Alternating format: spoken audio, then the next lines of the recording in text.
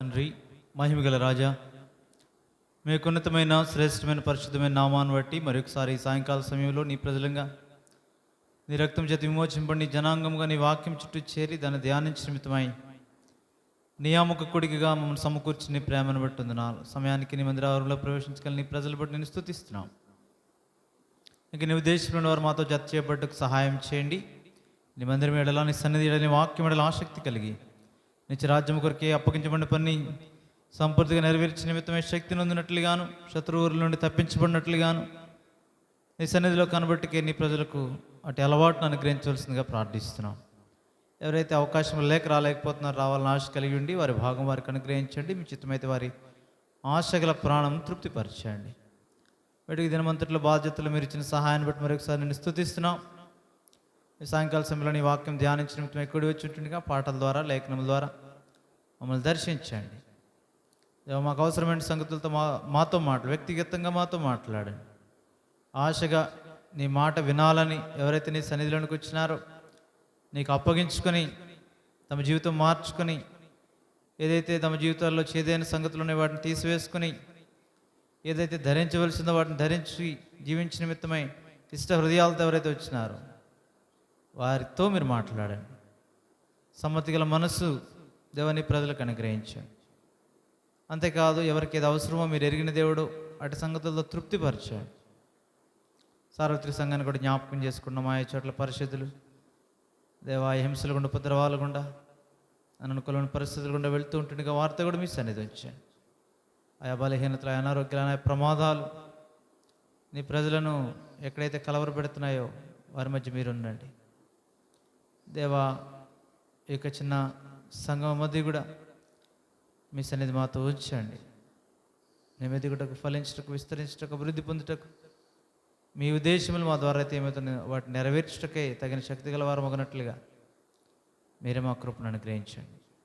ఇచ్చిన మంచి వాతావరణాన్ని బట్టి వందనాలు. కొనసాగింపు చేయండి. పవర్ను కూడా కొనసాగింపు చేయండి. సిస్టమ్స్ అన్ని కూడా నా మహిమార్థమే చక్కగా పనిచేయటం కృపనివ్వండి. హితబోధతో సంగతిని కూడిన సంగతులతో మాతో మాట్లాడడం వల్ల దర్శించి దేవ మమ్మల్ని తృప్తిపరిచి ఆనందింపజేసి మా ద్వారా కూడా మీరు ఆనందించేవారు కూడా ఉన్నట్లుగా మమ్మల్ని మీ స్వాధీనంలో ఉంచుకున్నామని మహిమా ఘనత ప్రభావాలు నీకు ఆరోపిస్తూ యేసుక్రీస్తు ప్రభు రక్షకుని నామమున ప్రార్థించి వేడుకొనిచున్నాం తండ్రి, ఆమేన్.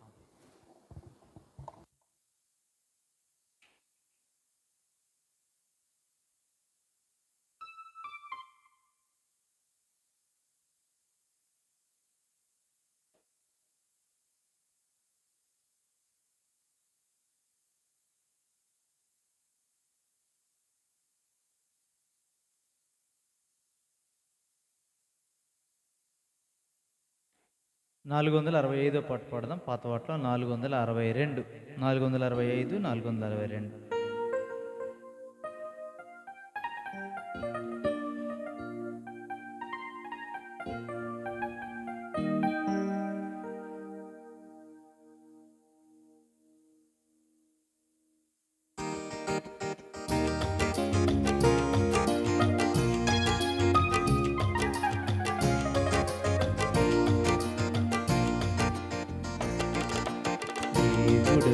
నగరం మన కొరకై సిద్ధపరచుచుండెనుండుటకై, దేవుడొక నగరం మన కొరకై సిద్ధపరచుచుండెనుండుటకై, మనము వెళ్ళేదం నిశ్చయముగా, మనము వెళ్ళేదం నిశ్చయముగా. దేవుడొక నగరం మన కొరకై సిద్ధపరచుచుండెనుండుటకై, దేవుడొక నగరం మన కొరకై సిద్ధపరచుచుండెనుండుటకై, మెల్లిమి బంగారం అద్భుత నగరం, విలువైన రాళ్లతో పునాది వేసెను. మెల్లిమి బంగారం అద్భుత నగరం, విలువైన రాళ్లతో పునాది వేసెను. రక్తముచే శుద్ధులై క్షమించబడితిమి రక్తము చుట్టులై క్షమించబడితిమి మనము వెళ్ళేదాం నిశ్చయముగా నిశ్చయముగా మనము వెళ్ళేదాం నిశ్చయముగా నిశ్చయముగా దేవుడు కనగరం మన కొరకై సిద్ధపరచుచుండెనుండుటకై దేవుడు కనగరము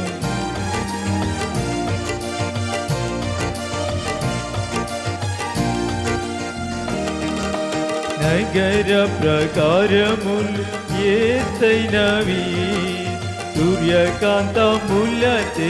కట్టబడెను నగర ప్రకారములు ఏతైనవి సూర్యకాంతములచే కట్టబడెను ప్రభువే విమోచించి అధికారమిచ్చెను ప్రభువే విమోచించి అధికారమిచ్చెను మనము వెళ్ళేదాం నిశ్చయముగా నిశ్చయముగా మనము వెళ్ళేదాం నిశ్చయముగా నిశ్చయముగా దేవుడు కనగరం మన కొరకై సిద్ధపరచుచుండెనుండుటకై దేవుడు కనగరం మన కొరకై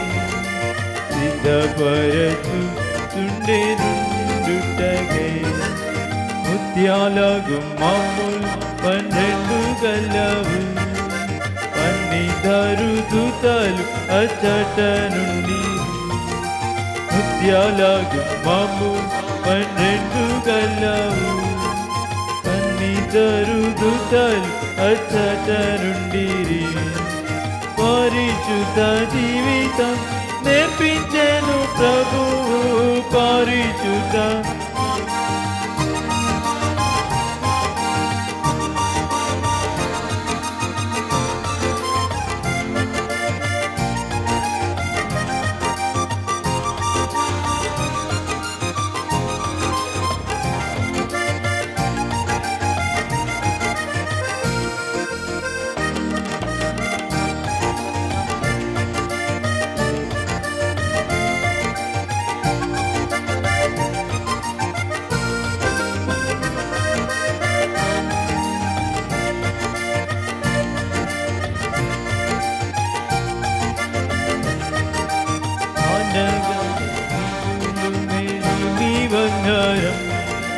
ద్వారములు ఎప్పటికి మూయబడవు ఆజ్ఞగల వీధులు మేలిమి బంగారం ద్వారములు ఎప్పటికి మూయబడవు ఆర్భాటంతో ప్రవేశించు విజయోత్సవముతో ఆర్భాటంతో ప్రవేశించు విజయోత్సవముతో మనము వెళ్ళేదాం నిశ్చయముగా నిశ్చయముగా మనము వెళ్ళేదాం నిశ్చయముగా నిశ్చయముగా దేవుడు కనగరము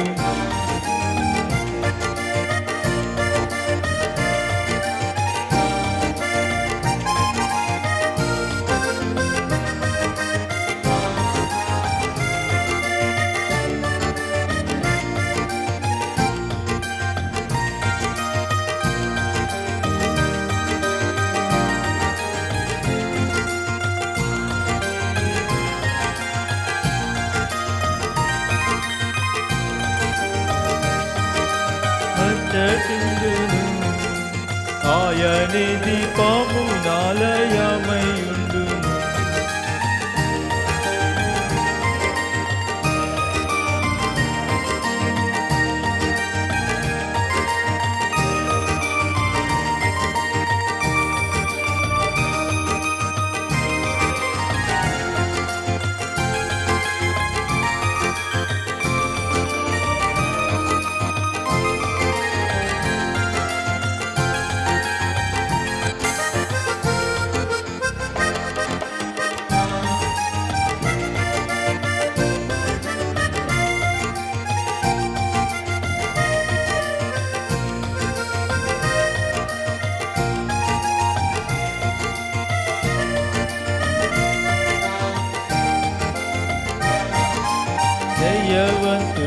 కొరకి ఆ నగరం పాపాత్ములు అచ్చటకు వెళ్ళనేరరు.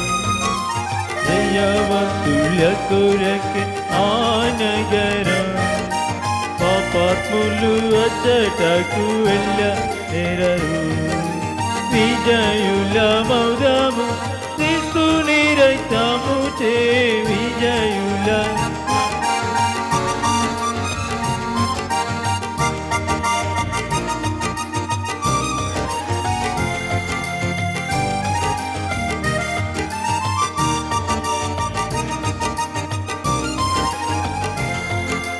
నిశ్చయముగా దేవుడు కనకరము సిద్ధపరచు తుండెనుండుటకై దేవుడు కనకరం మన కొరకై సిద్ధపరచు తుండెనుండుటకై మనము వెళ్ళేదం నిశ్చయముగా మనము వెళ్ళేదం నిశ్చయముగా దేవుడు కనకరం మన కొరకై.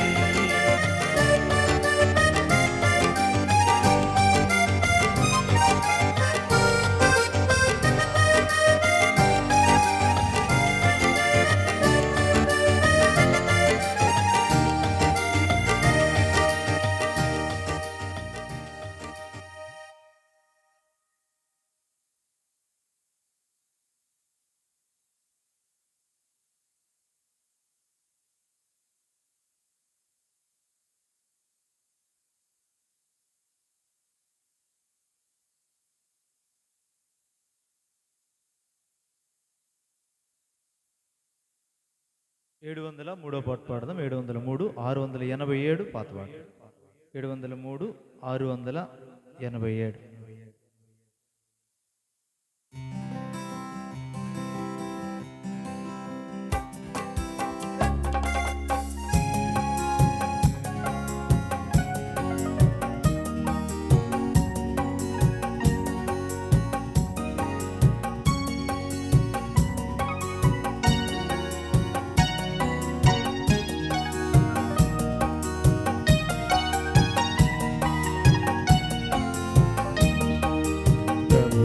నీవే నమ్మకమైన సామర్థ్యుడవు, ప్రభువా నీవే నమ్మకమైన సామర్థ్యుడవు, ఎంతో గొప్ప అద్భుతమైన ప్రశాంతుడా దయాళుడా, ఎంతో గొప్ప అద్భుతమైన ప్రశాంతుడా దయాళుడా, నీవే నమ్మకమైన సామర్థ్యుడవు, ప్రభువా నీవే నమ్మకమైన సామర్థ్యుడవు, ఇహపారమందు నివసించువారు నీ నామమున మోకరింతురు, ఇహపారమందు నివసించువారు నీ నామమున మోకరింతురు, మహిమా పరతురు దేవుని ఆ మహిమా పరతురు దేవుని అంగీకరించు ప్రతివాని జీవా నీవే క్రీస్తు అనుతూ, అంగీకరించు ప్రతివాని జీవా నీవే క్రీస్తు అనుతూ, నీవే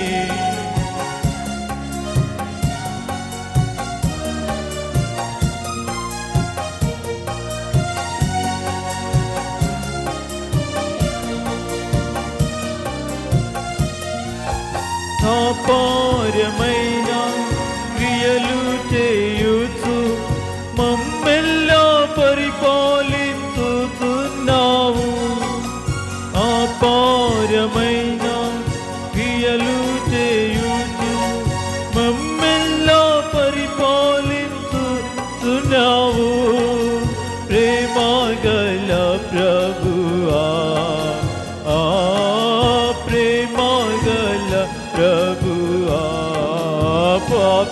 రక్షింప ఇహమున కరిగి గొప్ప రక్షణనిచ్చే పాపి రక్షింప ఇహమున కరిగి గొప్ప రక్షణనిచ్చే ప్రభువా నీవే నమ్మకమైన సామాజుడవు ప్రభువా నీవే నమ్మకమైన సామాజుడవు ఐగుప్తు నుండి విడిపించిన వారి నలువాది వత్సరములు నడిపించితివి ఐగుప్తు నుండి విడిపించిన వారి నలువాది వత్సరములు నడిపించితివి కాచితివి కను పాపగా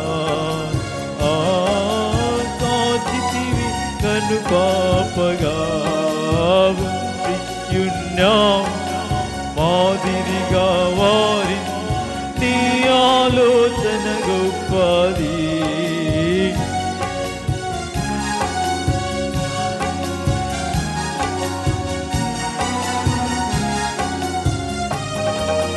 ప్రభువా నీవే నమ్మకమైన సామాన్యుడవు ప్రభువా నీవే నమ్మకమైన సామాన్యుడవు పరమును తెరచి మన్నా కురిపించి అందరికీ జీవజలమిచ్చితివి పరమును తెరచి మన్నా కురిపించి అందరికీ జీవజలమిచ్చితివి పొందిరి తృప్తిని యందు పొందిరి తృప్తి నీయందు అగ్ని స్తంభం మేఘా స్తంభమును నిత్యము నడిపించును అగ్ని స్తంభం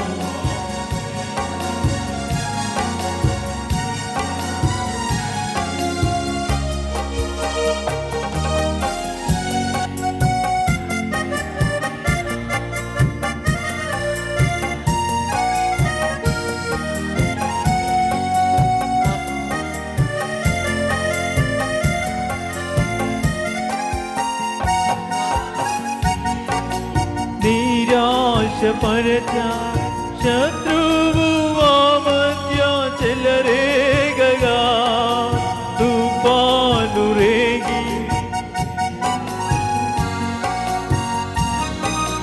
మా మధ్య చెలరేగగా మమ్ములను రక్షించితివి మమ్ములను రక్షించితివి వాగ్దానములు నెరవేర్చి నీవే స్వాస్థ్యము నిచ్చితివి వాగ్దానం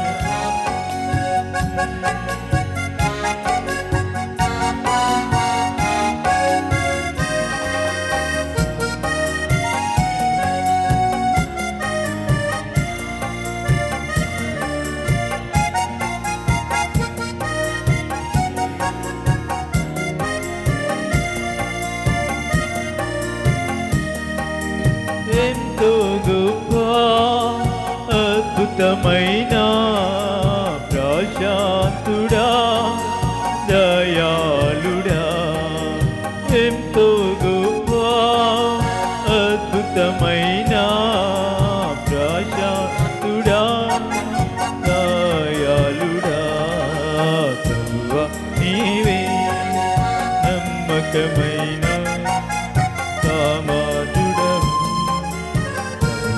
నీవే నమ్మకమైన సామాన్యుడవు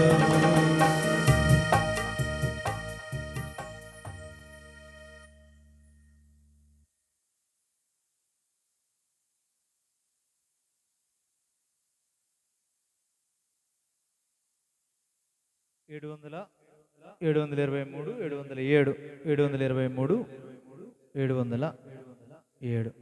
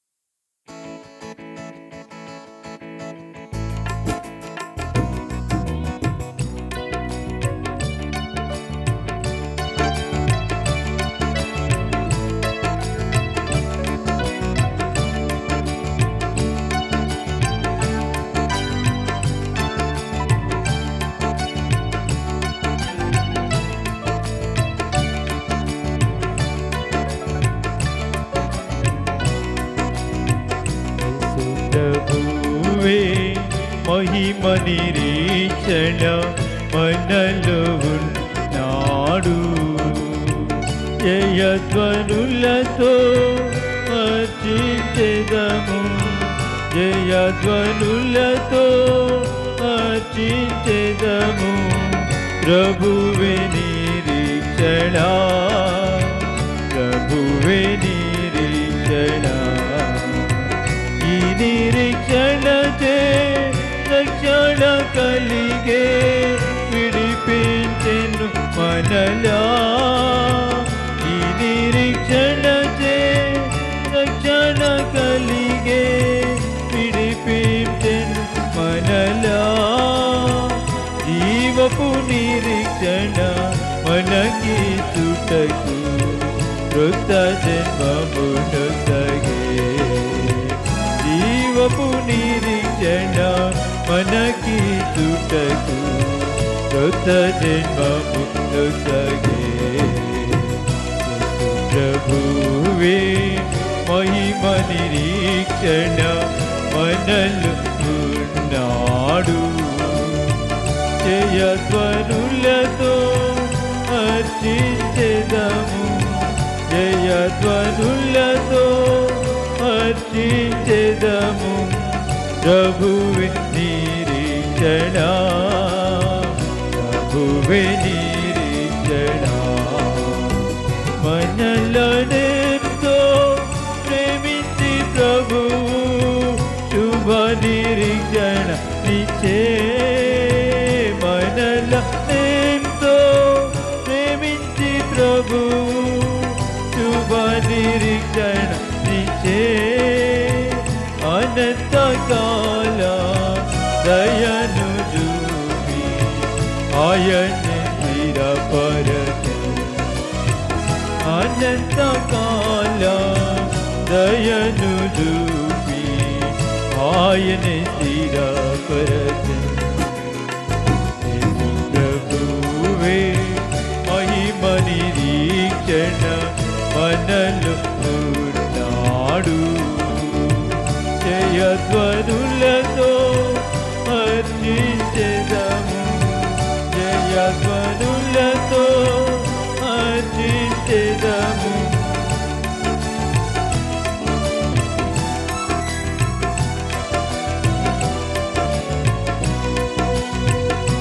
క్రీస్తే మనకు సర్వాధికారి, మనమాయన గృహము. క్రీస్తే మనకు సర్వాధికారి, మనమాయన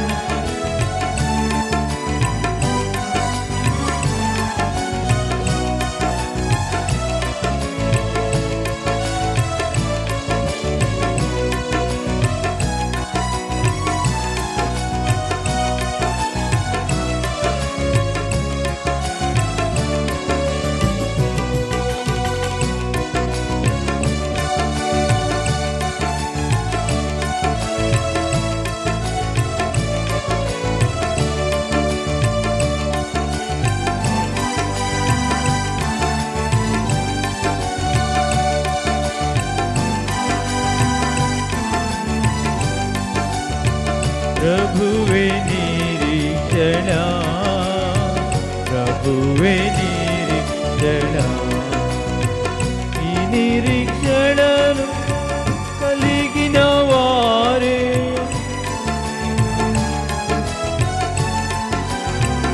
ఈ నిరీక్షణను కలిగిన వారే శుద్ధిపరచుకొందురు సరి చేసుకొనుడి ఆయనతో కూడా సమానులగునట్లు సరి చేసుకొనుడి ఆయనతో కూడా సమానులగునట్లు ప్రభువే మహిమ నిరీక్షణ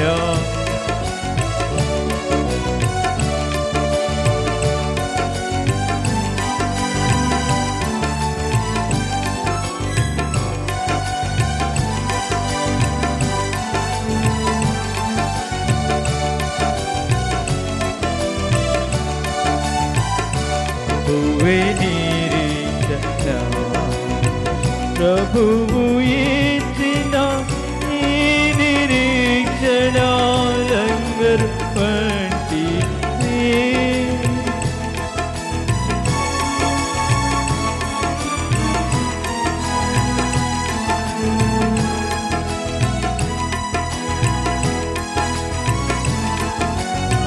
స్థిరముగా మేము ప్రభు చెంత చేతుగా నిశ్చలముగా స్థిరముగా మేము ప్రభు చెంత చేతుగా యేసు ప్రభువే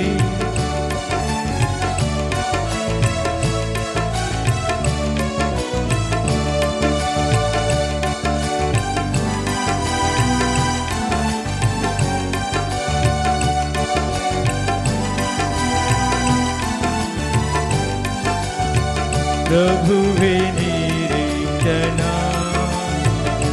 ప్రభువే నిరీక్షణ ప్రభు యేసు మహిమతో వచ్చునప్పుడు మనలను కొనిపోవును ప్రభు యేసు మహిమతో వచ్చునప్పుడు మనలను కొనిపోవును శుభప్రద నిరీక్షణ కలిగిన మనము ఎదురు చూచెదము శుభప్రద నిరీక్షణ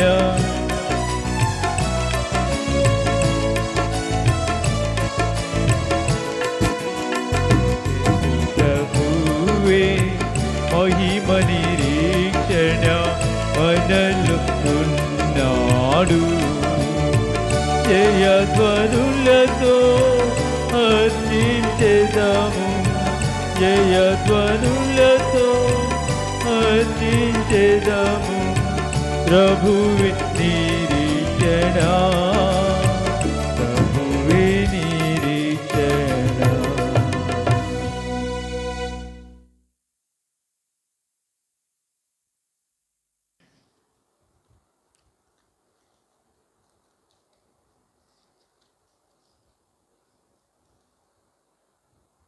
ఐదవ అధ్యాయం.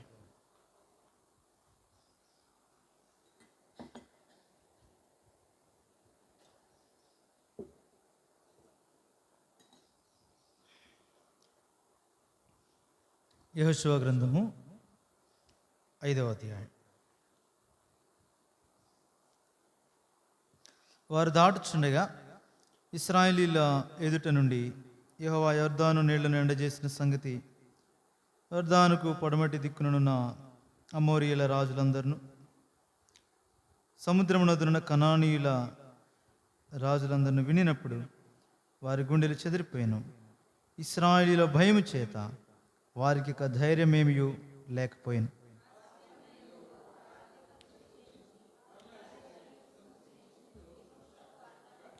యెహోషువ రాతి కత్తులు చేయించుకుని సున్నతిగిరి అను స్థలం దగ్గర ఇశ్రాయేలీలకు సున్నతి చేయించాను.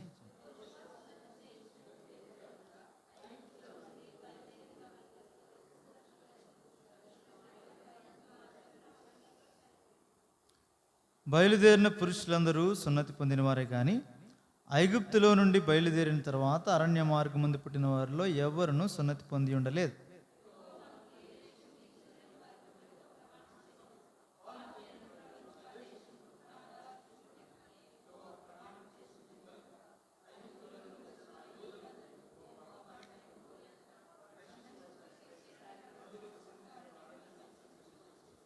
ఆయన వారికి ప్రతిగా పుట్టించిన వారి కుమారులు సున్నతి పొంది ఉండలేదు గనుక వారికి సున్నతి చేయించను. ఎలయనగా మార్గమున వారికి సున్నతి జరగలేదు.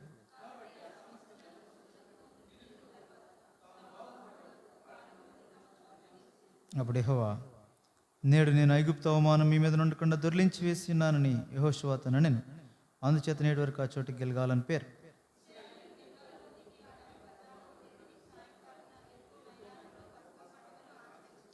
పస్కా పోయిన మరునాడు వారు ఆ దేశపు పంటను తినిరి. ఆ దినమందే వారు పొంగకయు వేచబడి ఉన్న భక్ష్యములను తిని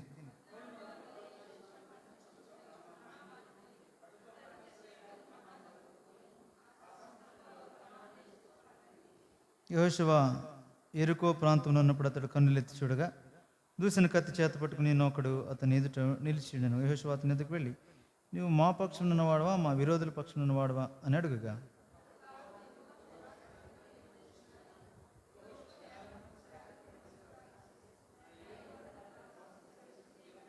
అందుకే యెహోవా సేనాధిపతి, నీవు నిలిచి ఉన్న ఈ స్థలం పరిశుద్ధమైనది, నీ పాదరక్షలు తీసివేయమని యెహోషువతో చెప్పగా యెహోషువ అలాగూ చేశాను. ప్రభు సహాయం కొరకు ప్రార్థించాను. తండ్రి, మరొకసారి వందనాలు. నీ కృపను బట్టి మరొక పర్యాయం నీ పరిశుద్ధ ఆలయంలోనికి మమ్మల్ని సమకూర్చి నీ పరిశుద్ధ లేఖనాలు ధ్యానించిన నిమిత్తమై మాకు ఇచ్చిన నీ పరిశుద్ధ సమయాన్ని బట్టి వందనాలు.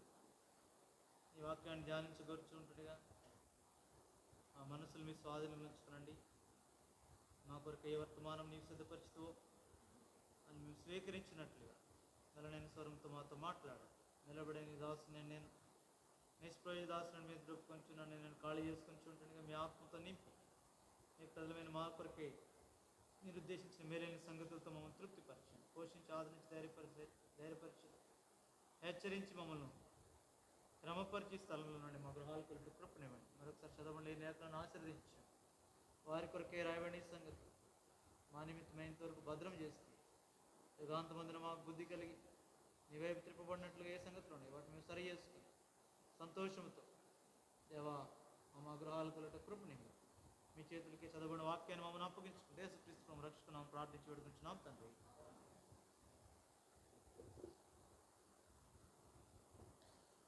ఇక్కడ సంగతి మనకు తెలుసు, యొర్దాను దాటారు. ఇశ్రాయేలు ప్రజలు యెహోషువ యొక్క నాయకత్వంలో యొర్దానును దాటిన క్రమాన్ని మనం ధ్యానిస్తూ వస్తున్నాం. 3వ అధ్యాయంలో 4వ అధ్యాయంలో ప్రతిదానికి ఉన్న భావాన్ని, దేవుని ఉన్నతమైన ఉద్దేశాన్ని, వారి పక్షంగా ఏమవుతుందో క్రమంగా చూస్తున్నాం. ఏ దినమైతే దేవుడు వారిని పిలిచి సిద్ధపరిచాడో ఆ దినమనే 40 సంవత్సరాల తర్వాత వారు కనాన్లో కాలు పెట్టారు, స్వాస్థ్యంలో. అది మనం అక్కడ చూస్తున్నాం. ఏదైతే నిర్గమాకాండం దాదాపు 12 అధ్యాయంలో అనుకుంటా 12-13 అధ్యాయాల్లో ఏ దశమి నాడు మీరు పస్కా పండుగ కొరకై ఆ యొక్క పశువును సిద్ధపరచుకోవాలా అని చెప్పినాడో అదే దశమి రోజు మొదటి నెల 10వ రోజున గిల్గాల్లో వారు కాలు పెట్టారు. దేవుని ఉద్దేశం ఎక్కడ మారలేదు, దేవుని యొక్క సంకల్పం ఎక్కడ తొలగిపోలేదు, దేవుని వాగ్దానాన్ని ఆయన మార్చలేదు, నెరవేర్చాడు. ఈ క్రమంలో ప్రజలకు వెళ్ళ వాగ్దానములకు తగిన ఫలం అనుభవించలేదేమో కానీ దేవుడు నమ్మకస్తుడుగా ఉన్నాడు. ప్రజలు వారి తప్పిదాన్ని బట్టి, వారి పొరపాట్లను బట్టి, వారు దేవుని మాట వినకపోవటాన్ని బట్టి, దేవుని మీద విశ్వాసం ఉంచకపోవటాన్ని బట్టి, అవిధేయత చూపించిన కారణాన్ని బట్టి ఆ తరం వారందరూ అరణ్యంలోనే రాలిపోయారు. అది వారి ప్రాబ్లం, వారి సమస్య, వారి పాపం, వారి అవిశ్వాసం. 3వ అధ్యాయం హెబ్రీ పత్రికలో చివరి వచనాలు అంటాడు, కాగా అవిశ్వాసం చేతనే వారు ప్రవేశించలేకపోయారు. అవిధేయత చేతనే అంటాడు దానిపైన. అవిధేయత, అవిశ్వాసం 2 మాటలు. ఎక్కడైతే అవిధేయత ఉంటుందో అక్కడ అవిశ్వాసం వస్తుంది. ఎక్కడైతే అవిశ్వాసం కలిగి జీవిస్తామో అక్కడ అవిధేయత వస్తుంది. 2 ఒక్కటే, కలిసి వెళ్ళేవి. అవి జ్ఞాపకం చేస్తున్నాడు ఇక్కడ. కాబట్టి వారు ఏమన్నా అనుకుని ఉండొచ్చు, మాకు ఇన్ని గొప్ప కార్యాలు చేశాడు, దేవుడు తెచ్చాడు, ఎట్లయినా తీసుకెళ్ళిపోతాడు. దేవుని కృపను వారు చూశారు, దేవుని భయంకరత్వాన్ని వారు చూశారు. కానీ భయంకరత్వానికి బదులుగా కృపను వారు ఇంతే కదా దేవుడు అని నిరర్ధకం చేసిన కారణాన్ని బట్టి వారు అరణ్యంలోనే రాలిపోయారు. ఆ సంగతులు మనం చూస్తూ వచ్చినాం.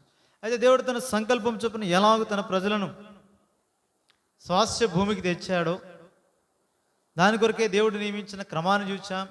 యెహోషువ యొక్క మార్గాన్ని చూచాం. దేవుని చిత్తాన్ని ఎరిగే విషయంలో ప్రజలను అలాగ నడిపించే క్రమాన్ని చూచాం. దేవుడు కూడా ఆ రాళ్లను అక్కడ పెట్టడాన్ని బట్టి ఎలాగూ ఆ రాళ్ల ద్వారా కూడా మాట్లాడుతున్నాడు. పిల్లలతో మాట్లాడాడు. చివరికి బాప్తిస్మిచ్చి యోహాను కూడా మాట్లాడాడు. అంతవరకు వచ్చింది. ఈ రాళ్ళు అంటాడు అక్కడ, అది కూడా చూచాం మనం 3వ అధ్యాయంలో. కాబట్టి మత్తయి సువార్త.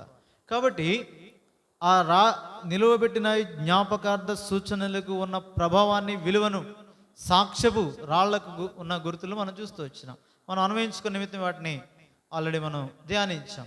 మీకు ఇప్పుడు 5వ అధ్యాయంకి వచ్చేసరికి ఇక్కడ మనం ఆల్రెడీ చదివాం. ఈ సంగతులు మనం ఎరిగిన భాగాలేవి. అయితే ఇప్పుడు యొర్దాను దాటారు వారు. పరిస్థితి ఏమంటే ఇక్కడ అనేక ఆత్మ సంబంధమైన అర్థాలు ఈ అధ్యాయంలో కూడా ఉంచబడ్డాయి మన కొరకే. ఏమంటే వారు ఐగుప్తులో నుండి విమోచింపబడిన తర్వాత మోషే ద్వారా నడిపించబడి చాలా కాలము ఎక్కడ ఉండిపోయారు? ఆ యొక్క మోయాబు లేదంటే యువతల వైపు మోయాబు మైదానాల్లో ఉండిపోయారు. చాలా కాలం ఉన్నారు. మోషే వారితో ద్వితీయోపదేశకాండం అంతా అక్కడే చెప్పాడు. దాదాపు 2 నెలలు అంతా చెప్పాడు. ఆయన వెళ్ళిపోయాడు. ఈ సంగతులన్నీ జరుగుతూ వచ్చినాయి. ఏ సందర్భంలోనూ ఈ మాటలు ఇక్కడ వాడిన 5వ అధ్యాయంలో త్వరపెట్టిన సంగతులు ఏవి కూడా అక్కడ మోషే ద్వారా దేవుడు చేయించలేదు. అది యెహోషువ పని అంతే. ఎందుకంటే అక్కడ మనం పరిస్థితులు చూస్తాం. ఇక్కడ లోక సంబంధమైన జ్ఞానానికి, యుద్ధ ఆ యొక్క వ్యూహానికి, దైవ సంబంధమైన యుద్ధ వ్యూహానికి తేడా చూపిస్తున్నాడు ఇక్కడ.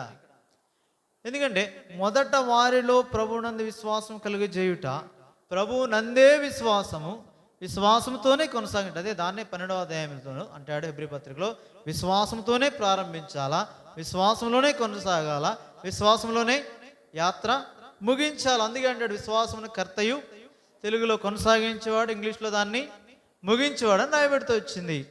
కాబట్టి ఆథర్ అండ్ ఫినిషర్ అని ఉంది ఇంగ్లీష్లో. కాబట్టి ఆయన ఆరంభము మనలో కోరేది, కొనసాగింపు, తర్వాత ముగింపు కూడా ఆయన యందలి విశ్వాసమును బట్టి జీవించుట, క్రీస్తు యేసునందలి విశ్వాసమును బట్టి జీవించుట, అది జ్ఞాపకం చేయబడుతుంది. అది ఇక్కడ 5వ అధ్యాయంలో మనం దాన్ని కొనసాగిస్తున్నాడు. ఇక్కడ ఆ విశ్వాసాన్ని పుట్టించాడు ముందు. మొదటి అధ్యాయంలోనే 2వ అధ్యాయంలో చూస్తూ వచ్చినాం.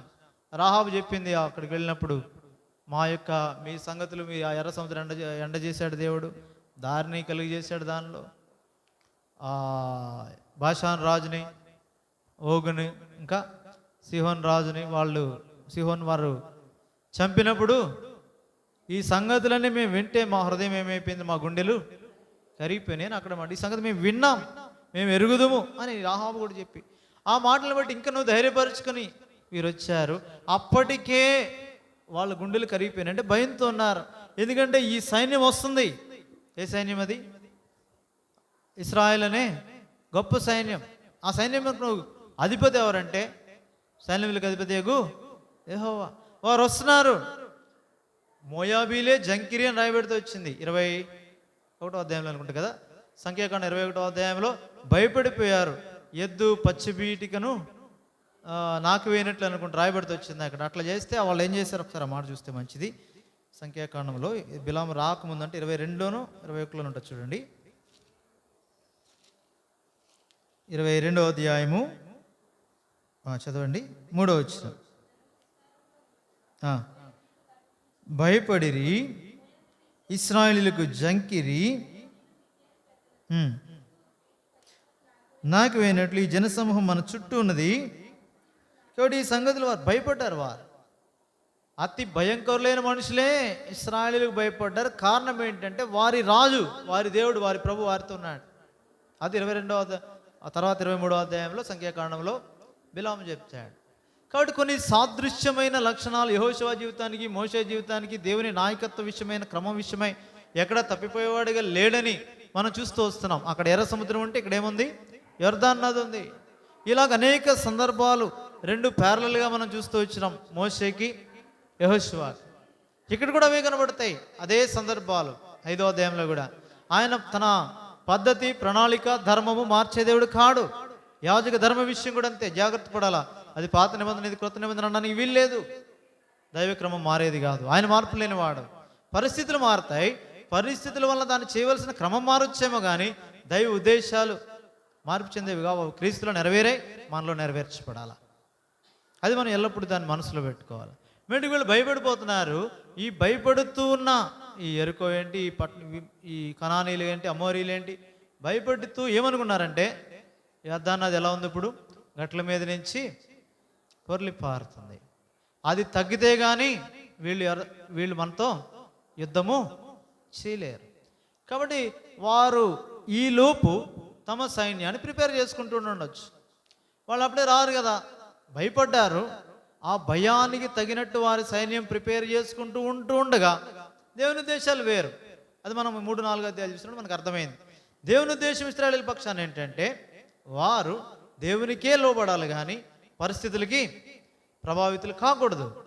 అదే అక్కడ కూడా నేర్పించాడు. ఎక్కడ? నిర్గమకాండము 14వ అధ్యాయంలో కూడా అదే నేర్పించాడు. పరిస్థితులు కాదు, వెనుకున్న ఫరో సైన్యం కాదు, ముందున్న ఎర్ర సముద్రం కాదు, దేవుని మీద నమ్మకం ఉంచాలా, దానికి తగినట్టు జీవించాలి. తమ్ముని తాము చూసుకోవాలా, అటు ఎర్ర సముద్రాన్ని కాదు, ఇటు ఫరో సైన్యాన్ని కాదు, మోషేని కాదు, ఎవరిని కాదు, తమ్ముని తాము చూసుకొని దేవుని ఎదుట అంతే, దేవుని మీద విశ్వాసం ముందుకెళ్ళిపోవాలా. అది వారికి నేర్పిస్తున్నాడు. ఆ క్రమమే ఇక్కడ 3-4 అధ్యాయాల్లో యెహోషువ గ్రంథంలో అదే చూపించాడు. వేరెవరిని చూసేది కాదు, ముందు వారి ప్రభు అంతే, వారి ప్రభు వారు. ఈ మధ్యలో మోషే నడిపించాడు, అక్కడిక్కడ యెహోషువ నడిపించాడు. వాళ్ళు మారిపోతారు. ఉద్దేశం ఏంటంటే ప్రభు మారడు, నీవు ప్రభు వైపే చూడాలా, వేరే వారినిగా. అది అక్కడ జ్ఞాపకం చేస్తూ వచ్చాడు.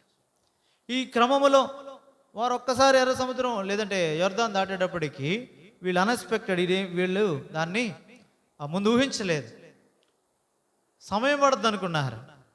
ఎప్పుడైతే దేవుడు ఆ నీళ్లను ఏకరాశిగా నిలిపి వాళ్ళని యొర్దాను దాటించాడో ఇంకా వాళ్ళ పరిస్థితి ఎట్లుంది చూడండి. 5వ అధ్యాయం 1వ వచనం.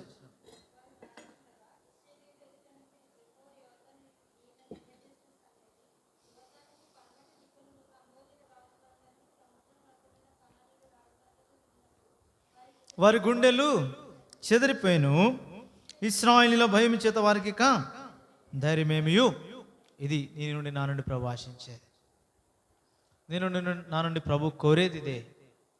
దేవునికి సంపూర్తిగా లోబడు, ప్రభువును చూడు, ప్రభువు నడిపించిన నాయకునికి లోబడి ఆయన చెప్పినట్టు చేయి, నీవు అక్కడ మహిమ చూస్తావు. అంతేకాదు, అక్కడితో అయిపోయేది కాదు. ఎవరైతే నీకు వ్యతిరేకంగా ముందు యుద్ధం చేయాలో, ఎవరికి వ్యతిరేకంగా నువ్వు చేయాలో, వారి గుండెలు చెదిరిపోయినాయి. ఇశ్రాయేలీయుల ఎదుట నిలవడానికి వారికి ధైర్యం ఏమాత్రం ఉండదు. ఇది మొదటి నుంచి నేర్పిస్తున్నాడు ప్రభు, మొదటి నుంచి ఇదే నేర్పిస్తున్నాడు. అది ఆదాము కానివ్వండి, అబ్రహాము కానివ్వండి, యాకోబు కానివ్వండి, ఎవరైనప్పటికీ మిమ్మల్ని మీరు పరిశుద్ధపరచుకోండి, మీ వస్త్రాలు మార్చుకోండి, మీ యొక్క ఆ వస్తువులన్నీ తీసేసి అక్కడ పడేయండి, అక్కడ పాతి పెట్టేయండి. ఇప్పుడు చూస్తారు దేవునిపై, ఇప్పుడు కనబడుతుంది దేవుని ప్రభావం. పరిస్థితులు ఏమైనా కానివ్వండి, పరిస్థితులన్నీ వ్యతిరేకంగానే ఉంటాయి క్రైస్తవ జీవితంలో, దేవుని బిడ్డల జీవితాల్లో. భౌతికంగా నిలబడి చూడు, అప్పుడు నీకు అర్థమవుతుంది. అందుకే భౌతికంగా భూమి మీద ఎవడు బలవంతుడని అనుకుంటామో ఆత్మీయంగా కూడా వాడే బలహీనుడిగా కనపడతాడు. ఎందుకంటే ఈ సంగతుల విషయంలో అర్థం కావు వానికి. అందుకే యాకోబు ఎన్నిక చేయబడిన వాడు, ఏర్పరచబడిన వాడు. ముందు ఏం అర్థం కాలేదు, తర్వాత అర్థం చేసుకున్నాడు, ఇప్పుడు చెప్తున్నాడు. ప్రభుని కలుసుకోవాలంటే ఇవి ఉండాలా, అవి ఎరిగి చేశాడు, కుటుంబస్తులతో చేయించాడు. అప్పుడేమైంది? యెహోవావేమో చుట్టూ ఉన్న వారి మీద ఉండని కనుక వారు యాకోబు కుమారులను తరమలేదని రాయబడితే వచ్చింది. నేను జీవితంలో అది జ్ఞాపకం చేసుకోవాలి. అంతేగాని మనకి వ్యతిరేకంగా మురిగే కుక్కల వైపు కాదు మనం చూడవలసింది. అవి మురుగుతూనే ఉంటాయి, అలా కాదు, ప్రభువుని చూడాలి. అలాంటప్పుడు ప్రభుని ఎప్పుడైతే చూస్తావో పరిస్థితులు, ఎందుకంటే దేవుని అనుమతి లేకుండా ఒక కుక్క కూడా తన నాలుక అవకాశం లేదు అసలు. ఒకవేళ వ్యతిరేక పరిస్థితులు నీకు వస్తున్నాయి, నా జీవితంలో వస్తున్నాయంటే ప్రభువుని మనం ఇంకెక్కువగా సమీపించి ఇంకెక్కువగా చూడాలి. వాళ్ళకి అదే నేర్పించాడు. అక్కడ మేమేం కాదంతా నువ్వే. అక్కడ మోషే ద్వారా, ఇక్కడ యెహోషువ ద్వారా. కాపర్లు, దైవ సేవకులు, పెద్దలు, ముందు వెళ్ళే వాళ్ళు మారొచ్చు, కానీ క్రమం మారదు. అది జ్ఞాపకం చేసుకోండి. క్రమం ఏమాత్రం మారదు. శ్రమ లేకుండా మహిమ లేదు. ఆయనతో శ్రమ పడితే ఆయనతో వారసులంగా మహిమపరచబడతాం. శ్రమ లేకుండా మహిమ లేదు. ఈ మధ్యలో వాళ్ళు మనం చూస్తే మధ్యలో చాలా జరుగుతాయి.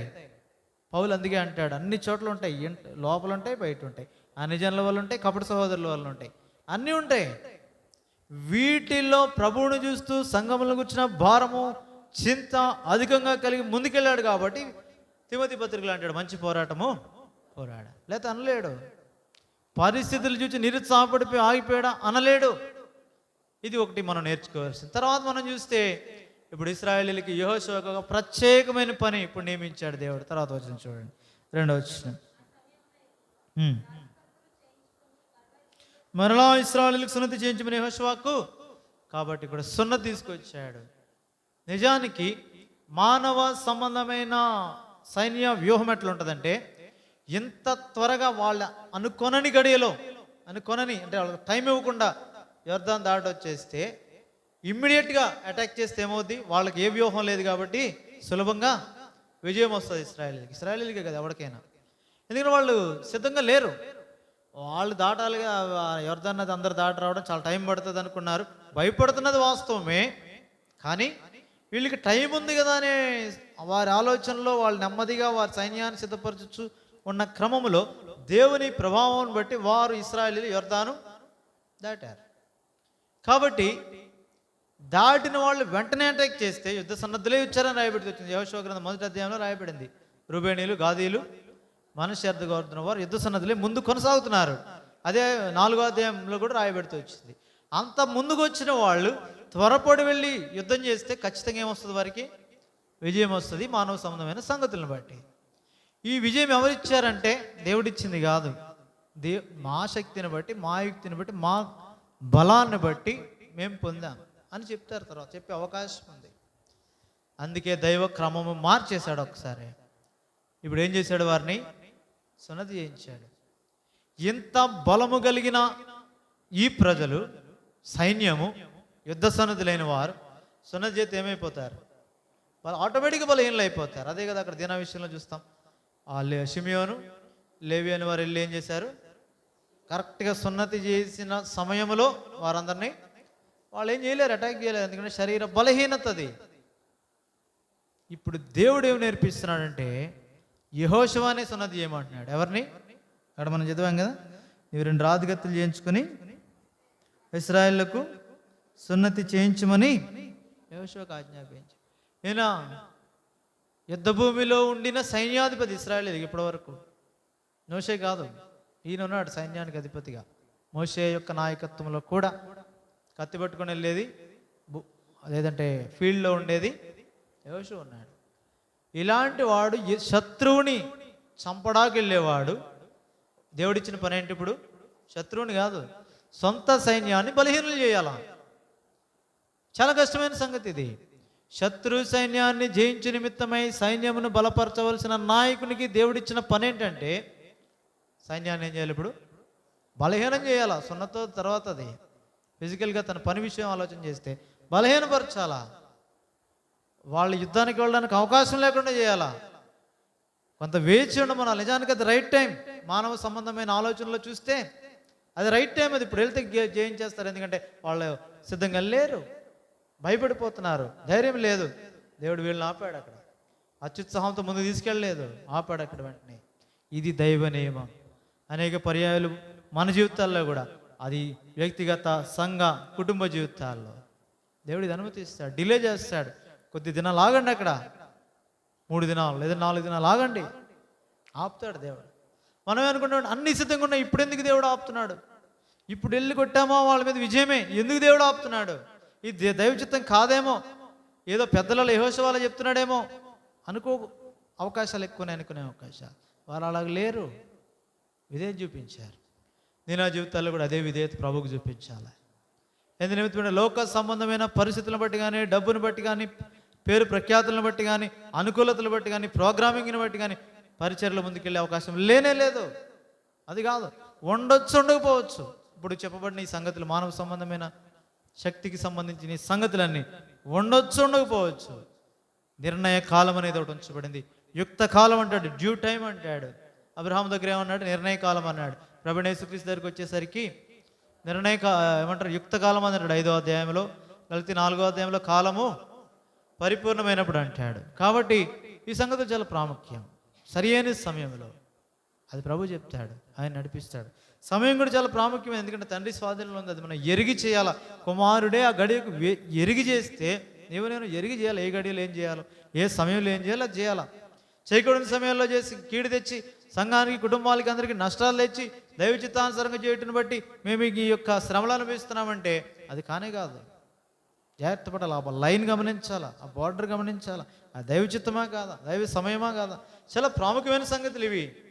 అదొక ఇప్పుడు నేర్పిస్తున్నాడు. ఇప్పుడు ఆగండి, మీరు వెళ్ళి యుద్ధం చేసేది కాదు, సున్నతి చేయించుకోండి. ఏ కత్తులు? రాతి కత్తులు.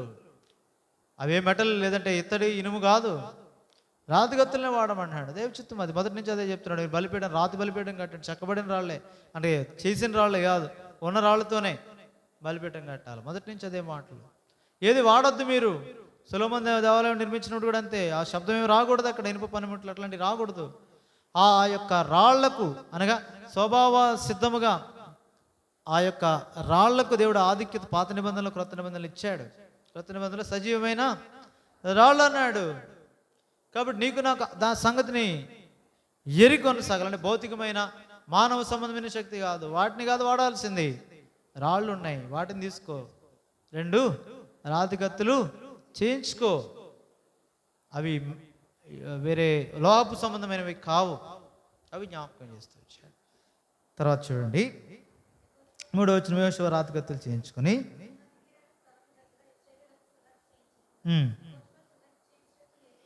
కారణం ఏంటంటే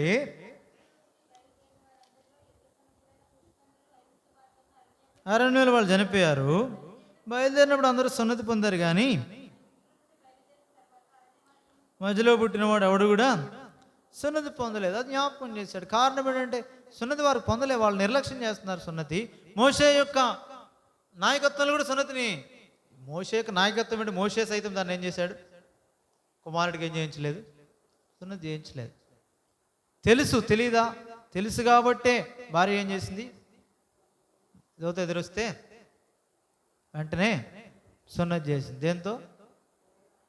అక్కడ ఉంటుంది కదా 20వ అధ్యాయమా నిర్గమాకాండం 4 చూడండి. ఎక్కడ? నిర్గమాకాండం 4వ అధ్యాయమా, ఏదో ముందే చేసిందా? నిర్గమాకాండంలోనే 4వ అధ్యాయంలో ఉంటుంది చూడండి, చదవండి.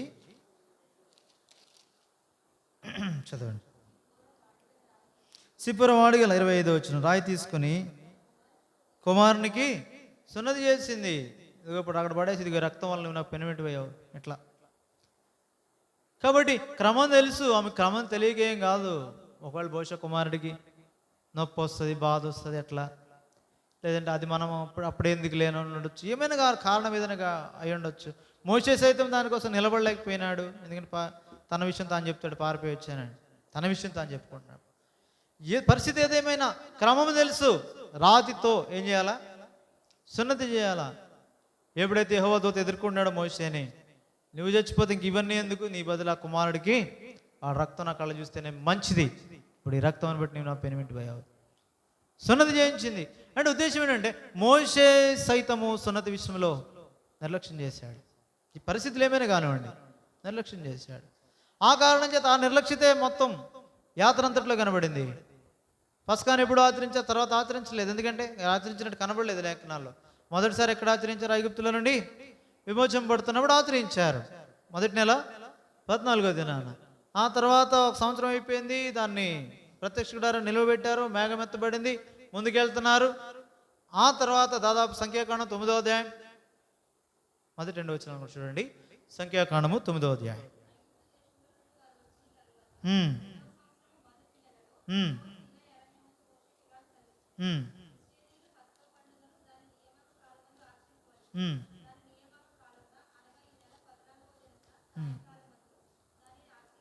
ఉమ్. కాబట్టి చెప్పాడు అప్పుడు రెండో సంవత్సరం మొదటి నెలలో 14వ దినాన్ని, రెండో సంవత్సరము మొదటి నెల మొదటి దినాన్ని ఏమైంది? మందిరము నిలబెట్టబడింది. 40వ అధ్యాయం 17వ వచనం నిర్గమాకాండంలో. 14 రోజులు లేక వాళ్ళు ఏం చేయాలా? అప్పుడు సున్నతి పొందున్నారు కాబట్టి అప్పుడు చేశాడు. ఆ తర్వాత పస్కాను ఆచరించినట్లు మనకు కనపడలేదు ఈ 40 సంవత్సరాలు, ఈ 39 సంవత్సరాలు. మళ్ళీ ఇప్పుడు చెప్తున్నాడు, ఎందుకంటే ఇంకా 4 రోజుల వాళ్ళు పస్కాను ఆచరించాలా. పస్కాను ఆచరించాలంటే ఖచ్చితంగా వాళ్ళు ఎవరై ఉండాలా? ఇశ్రాయేలీలు అయి ఉండాలి. ఇశ్రాయేలీలు అంటే ఎవరు? అబ్రహాం సంతానం. అంటే సున్నతి వారికి నిబంధన గుర్తు. నిబంధన గుర్తు అయినా సున్నతి లేకుండా వారు ఆయన వారు కాదు. వారు ఆయన వారైతే ఖచ్చితంగా పస్కాను వారు ఆచరించాల. ఈ దైవిక క్రమాన్ని ఇప్పుడు నేర్పిస్తున్నాడు. ముందు చెప్పలే. ముందు ఎక్కడున్నారు వారు? అంతకాలం రిలాక్స్డ్గా మోయబ్ మైదానుల దగ్గర ఉన్నారు. అప్పుడు రిలాక్స్ వారికి భయం లేదు. కొద్దిమంది స్వాస్థ్యం తీసుకున్నారు, ఏ భయం లేక అట్లా ఉన్నారు. ఇప్పుడు ఎప్పుడైతే యోర్దాను దాటారో వెనక్కి వెళ్ళారో ముందు యుద్ధం చేయవలసిందే. కఠినమైన పరిస్థితి తీసుకొచ్చిన తర్వాత చెప్తున్నాడు దేవుడు, ఇది దైవ నియమం. నలిగేటప్పుడే మనం ఆత్మీయ జీవితాల్లో నలిగిపోయేటప్పుడే, ముందు ఒక గొప్పదైన సంగతి ఉన్నప్పుడు అంత సామాన్యంగా జరుగుతుందంటే దైవ నియమంలో ముందుకు వెళ్ళట్లేదు మనం. అక్కడ మనం తృప్తి పరచబడి అక్కడే ఉండిపోతున్నాం. మోయాబు మైదానాలే చాలు, అక్కడే ఉండిపోతున్నాం. యోర్దాను దాటి కనాను స్వతంత్రించుకోండి అని చెప్తుంటే ఇక్కడే ఉండిపోతే అది కనపడదు.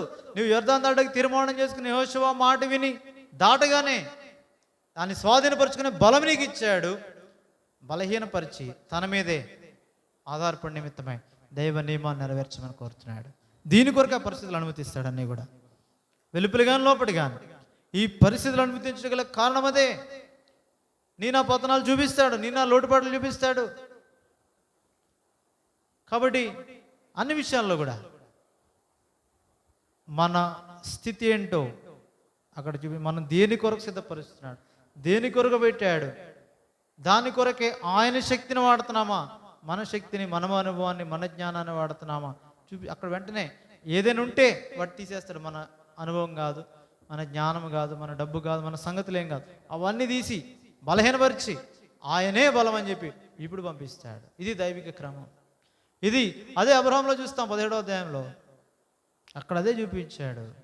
నేను ఆదికాండం 1వ అధ్యాయం, నేను సర్వశక్తి గల దేవుడను, నా సన్నిధిలో నడచుచ్చు. ఇప్పుడు చెప్పాడు, అయ్యా ఇది సున్నతి, ఇది నిబంధన, నిబంధన గుర్తిది. మీలో ప్రతి పురుషుడు తన గోప్యాంగ చర్మమున సున్నతి చేయించుకోవాలా. ఆ దినమునని అబ్రహాము ఇష్మాయేలు ఒకే దినాన్ని సున్నతి పొందారు. ఆ తర్వాత 21వ అధ్యాయంలో ఇస్సాకు 8వ దినాన సున్నతి పొందాడు. గుర్తది జ్ఞాపకం చేస్తూ వచ్చినాడు. ఇదే గుర్తు. శరీర క్రియలను లేదంటే శరీరం కట్ చేయడం. సున్నతి అంటే ఏంటి? శరీరాన్ని కత్తిరించడం. శరీర సంబంధమైన క్రియలు, లోపలి సంగతులు, శరీరమైన ఆలోచనలు, కార్నల్ థింగ్స్ అన్ని కూడా మన జీవితంలో నుండి తీసివేయట సున్నతి అంటే అదే అంటాడు కొలసీ పత్రికలో, లేకపోతే ఎక్కడ అంటాడు. కాబట్టి సున్నతి పొందకపోవడం భౌతికమైనది కాదు, ఆత్మ సంబంధంగా మాట్లాడతాడు అక్కడ. కాబట్టి క్రీస్తు యేసు సంబంధులు శరీరమును దాని ఇచ్చలతోనూ దురాశలతోనూ సిలువేయబడి, కాబట్టి ఇవి మాట్లాడతాడు అక్కడ పౌలు. అది చాలా ప్రాముఖ్యం. శరీర సంబంధమైన క్రియలు త్యజించాల, ఆత్మచేత శరీర క్రియలు చంపు అంటాడు 8వ అధ్యాయం రోమాపత్రికలో. ఇది సున్నతి అంటే. ఇది ఈ పద్ధతి, ఈ క్రొత్త సృష్టి పొందుట ఈ పద్ధతి అంటాడు గలతీ పత్రికలో. ఇది చాలా ప్రాముఖ్యమైనది. ఇది వాళ్ళకి నేర్పిస్తున్నాడు. కట్ చేయవలసిందే. దేంతో? రాతి కత్తులే, రాతితోనే. కాబట్టి జ్ఞాపకం చేస్తున్నాడు. అందుకే దైవ నియమమే, దైవక్రమమే, మానవ సంబంధమైనవి కాదు వాడవలసింది.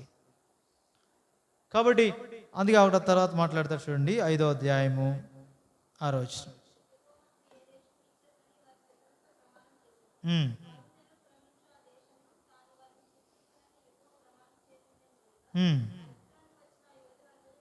యెహోవా మాట వినకపోయినందున వాళ్ళు చేసిన తప్పదే. ఒక్కటే మాట, యెహోవా మాట వినలేదు. బలులు అర్పించుట కంటే మాట వినుట ఆయన వినలేదు. ఆయన కూడా వినలేదు. సౌలు సైతం వినలేదు. దావీదు విన్నాడు, సౌలు వినలేదు. అదే వాళ్ళిద్దరికి తేడా. అందుకే జాగ్రత్త పడాలి. నీ విషయం, నా విషయం.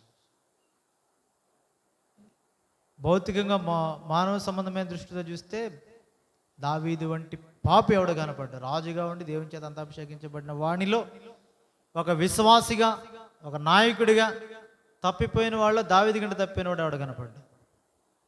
కానీ దావీదు యెహోవా మాట వినెను, లోబడ్డాడు. సమస్తమును ముందు రక్షించుకున్నాడు, తర్వాత రక్షించుకున్నాడు, తర్వాత కాపాడుకున్నాడు, మందిరం విషయమే మక్కువ కలిగి ఉన్నాడు. ఇవన్నీ తర్వాత కనబడతాయి. ఇంకా దావీదు అనగా సింహాసనాన్ని గురించి మాట్లాడతాడు. అతని తరం వారిలో ఉండక మాండు అంటాడు, ఎప్పుడు ఎవడప్పుడు ఉంటాడు. ఇప్పుడు నిత్యము ఆ సింహాసనాసీనుడు నిమిత్తమే ప్రభువైన యేసుక్రీస్తు పంపబడ్డాడు దావీదు వంశంలో నుండి. కాబట్టి మెట్టుకు నిన్ను నన్ను మాట వినుట కొరకే దేవుని వాక్యములకు లోబడి జీవించిన నిమిత్తమై మనల్ని ఏర్పరిచి అట్టి రీతిగా మనం విధేయత చూపిస్తే మన హృదయ సింహాసనం మీద ఆయన, అంటే ఆ స్తోత్రము, హృదయ సింహాసనం అంటే మనం ఇశ్రాయేలీలు చేసే స్తోత్రం లేదు ప్రభు ఆసీనుడు అయినట్టుగా ప్రభుని ఆరాధించే హృదయంలో ఆయన నివసిస్తాడు. ఆసీనుడై ఉంటాడంటే వెరిగి నలిగి అట్టి మనస్సు కలిగిన వారి దగ్గరికి వచ్చి, అట్టి మనస్సే ఆయనకి ఇష్టమైన వాళ్ళు అవి స్వీకరించి దాని మీద ఉంటాడు. అట్టి రీతికి ఉండాలని ప్రభు నేను నన్ను కోరుతున్నాడు. మెట్టిగడ చూస్తే వాళ్ళు యెహోవా మాట వినలేదు కాబట్టి ఆ 40 సంవత్సరాలు అక్కడే తిప్పాడు, అక్కడే వారు నశించిపోయారు. తర్వాత చదవండి 7వ వచనం. ఆ ప్రతిగా అనే మాట మొదటి నుంచి వాడతాడు. మొట్టమొదటి ఎక్కడ వాడాడు ప్రతిగా? తెలిసి దేనికి? హేబేలు దగ్గర అనుకుంటూ వాడతాడు కదా. హేబేలుకు ప్రతిగా కయ్యినా షేతు కదా. హేబేలుకు ప్రతిగా షేతు అంటాడు అక్కడ. చూడండి, అది కూడా 5వ అధ్యాయంలో, ఇంకా ముందు కూడా ఉంటుంది. 5వ అధ్యాయంలో చూడండి, వంశావళి చెప్పినప్పుడు, లేదంటే ఆ పైన కూడా ఉంటుంది. ఎనోషు దగ్గర దానికంటే పైన ఉంటుంది. చూడండి 4వ అధ్యాయం, ఆది కాండము 4వ అధ్యాయం 25వ వచనం. హేబేలునకు ప్రతిగా షేతునిచ్చాడు. ఆ తర్వాత కూడా ఆ మాట మళ్ళా వాడతాడు, కింద ఎక్కడ ఉంటుంది. సరే, హేబేలుకు ప్రతిగా కుమారుని ఇచ్చాడు, షేతునిచ్చాడు. కాబట్టి అది చాలా ప్రాముఖ్యం. మరి ప్రాముఖ్యంగా అక్కడ కనబడుతుంది. అంటే ప్రతిగా అంటే ప్రత్యామ్నాయంగా వాడే అవి 11వ అధ్యాయంలో అవి కాదు. ప్రతిగా అంటే దీనికి బదులు దేవుని చేత నియమించబడింది, నా ఉద్దేశం అది. దానికి వేరుగా రాళ్లకు ప్రతిగా, అది వేరు, ఆ అర్థం వేరు. రాళ్లకు ప్రతిగా ఏం వాడారు? ఇటుకలు వాడారు. అడుసుకు ప్రతిగా మట్టికీలు వాడారు, అది వేరు. దేవుని చేత నియమించబడిన దానికి దేవుడే, అంటే మానవుడు ప్రతిగా పెట్టడం కాదు. చూడండి, ఉదాహరణకి ఆది కాండం 22వ అధ్యాయంలో ఇస్సాకు ప్రతిగా పొట్టేలుని పెట్టాడు, అది దేవుని రీప్లేస్మెంట్. మానవుడు మార్చింది మీరు అన్నట్టుగా ఆది కాండము 11వ అధ్యాయంలో బాబేలు గోపురం. మెట్టుకు ఇది జ్ఞాపకం చేయాలి. మెట్టుకు ఈ దైవ క్రమంలో మనం చూస్తే దేవుడు నియమించింది ఇది. 5వ అధ్యాయం యెహోషువ గ్రంథం, మీ తండ్రులకు ప్రతిగా 45వ కీర్తనలు అంటాడు కదా, మీ తండ్రులకు ప్రతిగా మీకు కుమారులు ఉంటారు, వాళ్ళు రాజ్యం చేస్తారు. అది ఇక్కడ మాట్లాడుతున్నాడు. మీకు అరణ్యంలో రాలిపోయిన ఆ పితరులు తండ్రులకు ప్రతిగా ఎవరిని పెట్టాడు? ఇక్కడ వారి కుమారులను పెట్టాడు. తర్వాత చదవండి 5వ అధ్యాయం యెహోషువ గ్రంథం, చదవండి.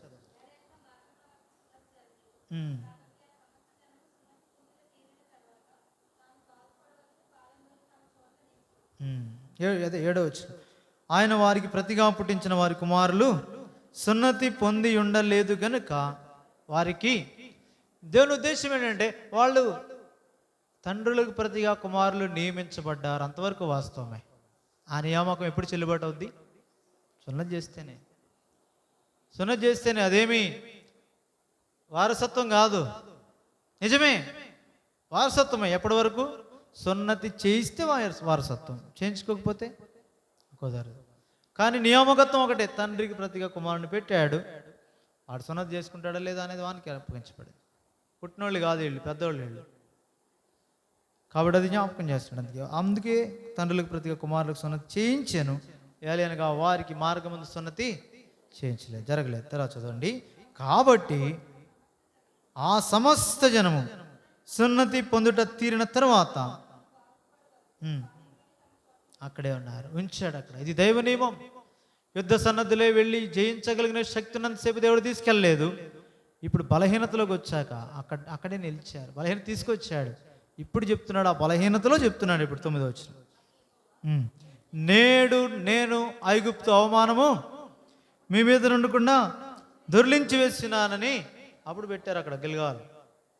గిల్గాల్ అనే ప్లేస్ ముందే తెలుసు కాబట్టి రాస్తూ వచ్చాడు, కానీ పేరు మాత్రం సున్నతి చేయించిన తర్వాత సున్నతిగిరి అంటాడు, గిల్గాల్ అంటాడు. ఇవన్నీ తర్వాత పెట్టిన పేర్లు. దేవుడు మాట్లాడిన తర్వాత వారు విధేయత చూపించి సున్నతి చేయించుకున్న తర్వాత ఆ చోటుకి ఏమని పేరు వచ్చింది? గిల్గాల్. ఐగుప్తు అవమానము దొర్లించి వేయబడుట. ఇది చాలా ప్రాముఖ్యం.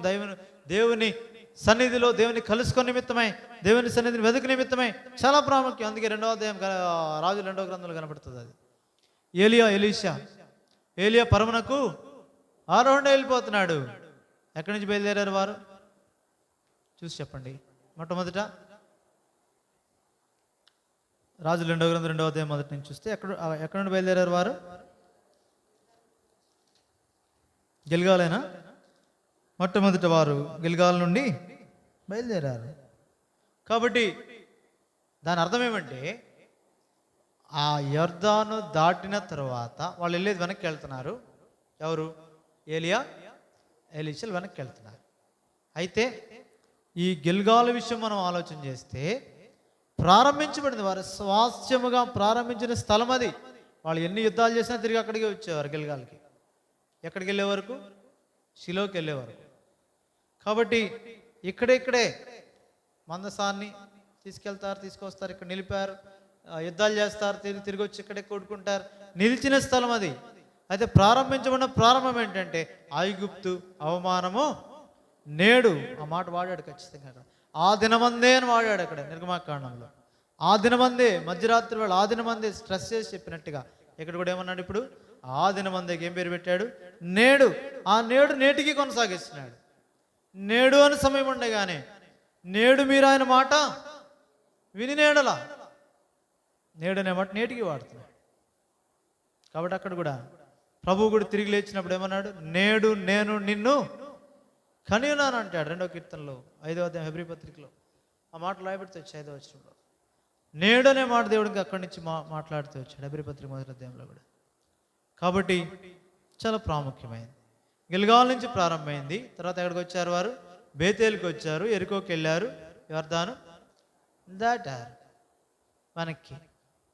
ఇప్పుడు ఆయన ఆరోహణ అయ్యాడు, ఈయన వెనక్కి వచ్చాడు. సంగతి వేరు. మెట్టుకు ఉద్దేశం ఏమంటే ప్రారంభం అది వారికి. యొర్దాను దాటాక వాళ్ళకి నూతన జీవితము, స్వాస్థ్యములో ఉన్న నూతన జీవితం ప్రారంభం ఇశ్రాయేలీయులు. ఎప్పటి నుంచి? ఎక్కడి నుండి? గిల్గాల్ నుండి. ఎప్పటి నుండి? మొదటి నెల 10వ దినం నుండి వారి ఆత్మయాత్ర ప్రారంభమైంది. ఎక్కడ? స్వాస్థ్యములో, స్వాస్థ్య భూమి మీద సంఘముగా దేవుని ప్రత్యక్షతలో ప్రారంభమైంది. ఇప్పుడు దానికి ఉండవలసిన నియమాలు నెరవేరుస్తున్నాడు 5వ అధ్యాయంలోనే. ఈ క్రమంలో సున్నతి చేయించాడు, ఐగుప్తు అవమానము దొర్లింపజేశాడు. తర్వాత చదవండి 10వ వచనం. గిల్గాల్లో దిగి ఆ నెల 14వ తేదీని సాయంకాలమున ఎరికో మైదానంలో పస్కా పండుగను ఇప్పుడు ఆచరించారు. 40 సంవత్సరాలు అయిపోయిన తర్వాత ఇప్పుడు 41వ సంవత్సరం. ఎప్పటి నుంచి? ఐగుప్తులో నుండి విమోచింపబడినది మొదలుకొని 41వ సంవత్సరం మొదటి నెల 14వ తేదీని ఇశ్రాయేలీయులు ఎరికో మైదానంలో పస్కాను ఆచరించారు. ప్రదేశం ప్రాముఖ్యమైంది, నిర్ణయ కాలం ప్రాముఖ్యమైంది, నిర్ణయించబడిన, మన భాషలో చెప్పాలంటే పరిశుద్ధ అలంకారం ధరించుకుని ఆయన్ని సేవించారు. దైవక్రమం ప్రాముఖ్యం. మోయాబ్ మైదానాల్లో పస్కాను ఆచరించడానికి వీల్లేదు. అలాగే తమ ఇష్టం వచ్చిన క్రమంలో ఎప్పుడు పెడితే అప్పుడు కాదు. నిర్ణయ కాలం ఉంది, నిర్ణయించిన స్థలం ఉంది, తర్వాత నిర్ణయించబడినట్టుగా ఉండాలా. నిబంధన ప్రాముఖ్యం. అందుకే ఇది రక్తం వలనైనా క్రొత్త నిబంధన చాలా ప్రాముఖ్యం. రక్తం, క్రొత్త నిబంధనలో నీ రక్తం నా రక్తం కోరలేదు ఆయన. పాత నిబంధనలో ఆ రక్తం చిందించారు, కొత్త నిబంధనలో కోరలేదు. మన పక్షాన తానే ఆ ప్రతి అనే మాట ఇక్కడ వాడతాడు. మనకు ప్రతిగా ఆయన ఏమయ్యాడు? ఆయన విమోచన క్రయధనముగా అప్పగించుకున్నాడు మనకు ప్రతిగా. క్రొత్త నిబంధనలు జ్ఞాపకం చేయబడి మన అపరాధం నిమిత్తం అప్పగించబడ్డాడు. మనకు ప్రతిగా ఆయన వెళ్ళాడు సిలువకి, మనల్ని విమోచించాడు, విడిపించాడు. ఇవన్నీ ఇక్కడ దీనికి సాదృశ్యం. ఈ గిల్గాల్కి వారి విమోచనకి సాదృశ్యం. వారు స్వాస్థ్య భూమి మీద జయోత్సవంతో ముందు కొనసాగే నిమిత్తమై దైవ క్రమానికి లోబడి ఉండేదానికి సాదృశ్యం ఇది. అవన్నీ చూపిస్తున్నాడు ఇక్కడ. మెటుకు దేవుని ఉద్దేశాలు వారి పక్షంగా నెరవేర్చుకుంటూ వెళ్తున్నాడు. లోబడిన వారి పక్షంగా వారందరూ లోబడ్డారు. సరే, ఇప్పుడు పస్కాను ఆచరించారు. 11వ వచనం. అప్పుడు వెంటనే ఆ దేశపు పంటను తిన్నారు. తిన్నాక ఏమైంది? ఆ దినమందే భక్ష్యాలు తిన్నారు. మరునాడు ఆ దేశపు పంటను వారు తింటున్నారు. అప్పుడు మన్నా ఏమైపోయింది? మానిపోయింది. ఇక్కడ దేవుని క్రమం ఏమంటే, దైవ క్రమము, వారు ఎప్పుడు ఆకలి కొనలేరు. అయితే వారికి ఏ విధము చేత ఏ క్రమములో వారికి ఆహారం వస్తుందో క్రమం మాత్రం ఏమైంది? మార్చబడింది. క్రమము మార్చబడుతుంది కానీ ఆహారము కొదువు కాదు. వ్యక్తిగతంగా నేను కూడా దీన్ని అనుభవించి చెప్తున్నాను. క్రమాలు మారుతాయి, ఇచ్చేవాడు మారుతాడు, భౌతికంగా పెట్టేవాడు మారుతాడు. ఎప్పుడు ఆకలి కొనవు. అది ఇశ్రాయేలీల పరిస్థితి. అయిపోయినట్టే కనబడతాయి, అన్నీ అయిపోయినట్టే కనబడతాయి. పలానాది అయిపోతుంది అంటే చెప్తూ ఉంటుంది. 2 వారాల ముందు 3 వారాలకు చెప్తూనే ఉన్నా. నేను వాడిని పట్టించుకునే మనసు ఉండదు. కానీ అయిపోయింది అన్నప్పుడే అది మళ్ళీ ఏం చేయబడుతుంది? నింపబడుతుంది. అనుభవిస్తూ వస్తున్నాను దాన్ని. అది కూడా అనుభవిస్తూ వస్తే ప్రభు నుండి ఆయన మీద విశ్వాసం ఉంచగలం. లేకుండా వేరే వాటి మీద ఆధారపడ్డామా? అలా ఉండం. ఎప్పుడు ఆధారపడతాం. ఆధారపడితే ఏమవుద్దంటే, ఏదన్నా మనకు జరుగుతున్నప్పుడు, ఏదైనా మీటింగ్స్ జరిగిన, లేదంటే ఏమైనా సంగతులు జరిగినప్పుడు పలానాళ్ళు ఇస్తారులే, అలవాటు అయిపోయింది కదా, లేదంటే ఇది ఇస్తారులే, మనుషుల మీద ఆధారపడి మనకు తెలియకుండా ఏమైపోద్దంటే, ప్రభువు నుండి విశ్వాసం ఏమైపోద్ది? పక్క తిరిగిపోద్ది, మనుషుల మీద పడిపోద్ది తెలియకుండా. అందుకొరకే ఇది చాలా ప్రాముఖ్యం. అప్పుడు దేవుడు మనుషులు కూడా ఎట్లా ప్రేరేపిస్తాడంటే, అంటే నాకు బుద్ధి చెప్పాలంటే మీకు బుద్ధి చెప్పాలంటే నన్ను ఒకళ్ళనే కాదు, మనల్ని ఎలా ప్రేరేపించబడతామంటే, దావీదు జనసంఖ్య లెక్క ఇచ్చినట్లుగా ఎట్లా ప్రేరేపించబడతాం? ఎట్లా కాళ్ళ ఇస్తారు కదా అనుకున్నప్పుడు పలానాడు ఇస్తారులే, ఇంక మనం ఎందుకులే, వీళ్ళు ఆగుతారు. ఇట్లా అందరూ ఆగిపోతే అప్పుడు ఎవరైతే మనుషుల మీద ఆధారపడతారో వారికి అప్పుడు బుద్ధి కలుగుతుంది. అప్పుడు ప్రభు మీద ఆధారపడతారు. మెట్టుకు దేవుని కార్యాలు ఎక్కడ ఆగిపోవు, పరిస్థితులను బట్టి నేర్పిస్తాడు. ఒకసారి నాకు నేర్పించవచ్చు, నీకు నేర్పించవచ్చు, నన్ను వాడుకోవచ్చు, నిన్ను వాడుకోవచ్చు. మనుషులు చూడకూడదు. అప్పుడు వాడేంటి ఎప్పుడు ఇస్తాడు, ఇప్పుడు ఇవ్వలేదు. అలా మనుషుల మీద ఎప్పుడైతే ఆధారపడతావు ఇంకా పరిచయం ఏమైపోద్ది అంటే, ఎగ్జాంపుల్కి చెప్తున్నా, ఇంకేమైపోద్ది? తగ్గిపోద్ది. దాని యొక్క తీవ్రత, ప్రభావము, దేవుని ఆత్మ సంబంధమైన నడిపి పని తగ్గిపోద్ది, ప్రోగ్రామింగ్ జరిగిపోద్ది, దేవుని కార్యాలు జరపబడు. అందుకే ఇదే జాగ్రత్తగా ఉండాలి, ఇదే సున్నితంగా ఉండాలి. అందుకే అన్నిదిన మేము ఇద్దరం కూడా ప్రార్థన చేసుకునే సంగతులవే, ఆలోచన చేసే సంగతులవే. ఎందుకంటే దేవుని చేత పిలువబడిన వారం ఇద్దరం, దేవుని చేత అప్పగించబడిన మంద, దైవ కార్యాలు ఈ మందతో కలిసి చేయవలసిన బాధ్యత దేవుడు దైవ సేవకునిగా, దైవ సేవకురాలుగా పిలువబడిన వారిగా మాకు అప్పగించినప్పుడు దేవుని మేము ఆధారపడడం మాకెంత ప్రాముఖ్యము, అదే దేవుని మీద ఆధారపడటం నేర్పించడం కూడా అదే ప్రాముఖ్యం. ఈ క్రమంలో అనేక నిందలు వస్తాయి, అవమానాలు వస్తాయి, ఇట్లాంటివి తెలియక, అంటే అంత అలర్ట్గా ఉన్నారు వాళ్ళు. అనుకున్న గడియలో యొర్దాను దాటి వచ్చేసరి కదా, ఇప్పుడు అటాక్ చేస్తే ఎంత బాగుంటుందని ఇశ్రాయేలీలో ఎవరైనా యెహోషువకు చెప్పుండి ఉండొచ్చు.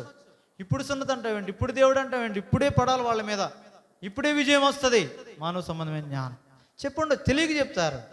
అప్పుడు అర్థం చేసుకోవాలా, అప్పుడు మనం గ్రహించాలా. యెహోషువ దానిలో నిలబడ్డాడు. ఎందుకంటే మోషేకి ఏం జరిగింది అదే జరుగుతుంది. అనుభవం కలిగిన వాడు, ముందుకున్న అనుభవాలు ఉన్నాయి. ఇప్పుడు నేరుగా దేవుని వాక్యం ఉంది. దానికంటే ఎక్కువ మోషేతో ఉన్న అనుభవం కంటే యెహోషువకి ఏముంది? ఇప్పుడు దేవుని మాట ఉంది.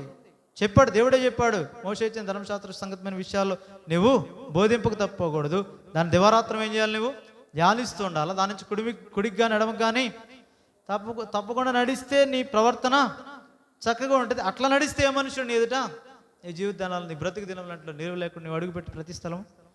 కాబట్టి ఈ మాటలన్నీ దేవుడు మొదటి అధ్యాయంలో చెప్పాడు. దేవుని వాక్యం కలిగిన వాడు యెహోషువ, అందుకొరకు ఎవరిని టాలరేట్ చేయడు. నేను చూడట్లేదు అటు దైవ క్రమం చొప్పున వెళ్తున్నాడు. చెప్తారు అట్లా. ఒకవేళ మన మధ్య చెప్పకపోవచ్చు. సార్వత్రిక సంఘంలో అనేక చోట్ల నష్టాలు వచ్చాయి అక్కడే సంఘాల్లో, అది ఏ డినామినేషన్ కానివ్వండి. మనుషుల మాట భౌతిక జ్ఞానాన్ని బట్టి దైవ సేవకులు దానికి లోబడిపోయి, లేదంటే పెద్దలు దానికి లోబడిపోయి, ఆర్గనైజర్స్ దానికి లోబడిపోయి కొనసాగటాన్ని బట్టి కార్యం నెరవేర్చబడుతుంది, కానీ దైవ కార్యం కాదు. దేవుడు అక్కడ ఉండడు.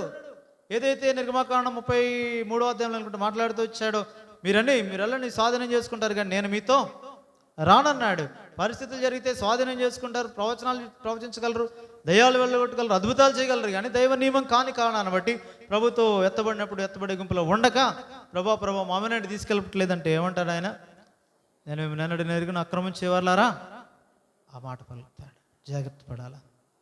భౌతిక సంబంధమైన నేత్రాలకు కనబడే పరిచర్య కానే కాదు, లెక్క కనబడే విశ్వాసులు కానే కాదు.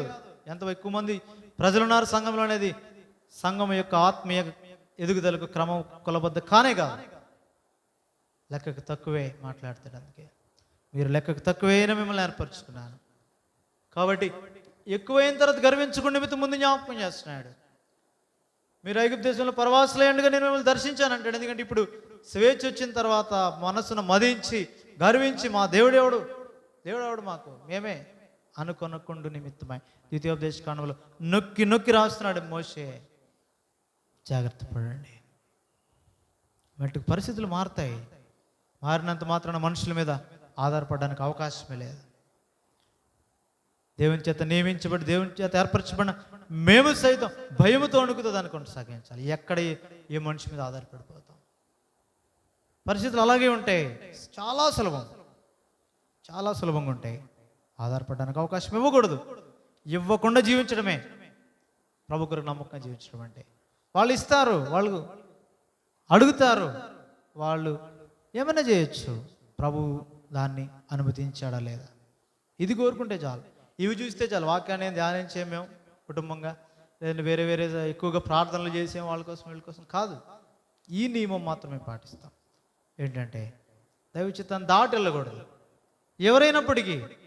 ఆ దైవ చిత్త క్రమం, ఎందుకంటే దేవుని చేత నియమించబడి ఏర్పరచబడి పిలువబడ్డాం కాబట్టి, మీరు కూడా అంతే. కాబట్టి మీరు కూడా అదే. నాయకుడు ఎలా ఉంటే సంఘం కూడా అదే మాదిరిలో, కాపరెట్లు ఉంటే గొర్రెలు అట్లే ఉండాలా. అది దేవుని నియమం. అలాగే ఉంచుతాడు. ఏ సందేహం లేదు, ఏం చూడవసరం లేదు.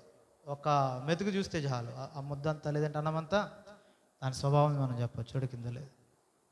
అలాగుండాలని ప్రభు కోరుతున్నాడు. ఎవడైతే మింగిలవలేడో, ఎవడైతే ఆ సంఘముతో కలిసి జీవించలేడో వాడేమైపోతాడు? ఉండలేక బయటికి వెళ్ళిపోతాడు. ఎవడైతే ఉండడానికి ఇష్టపడతాడో వాడు ప్రభు చేత ఆకర్షింపబడి సంఘంతో ఐక్యపరచబడతాడు.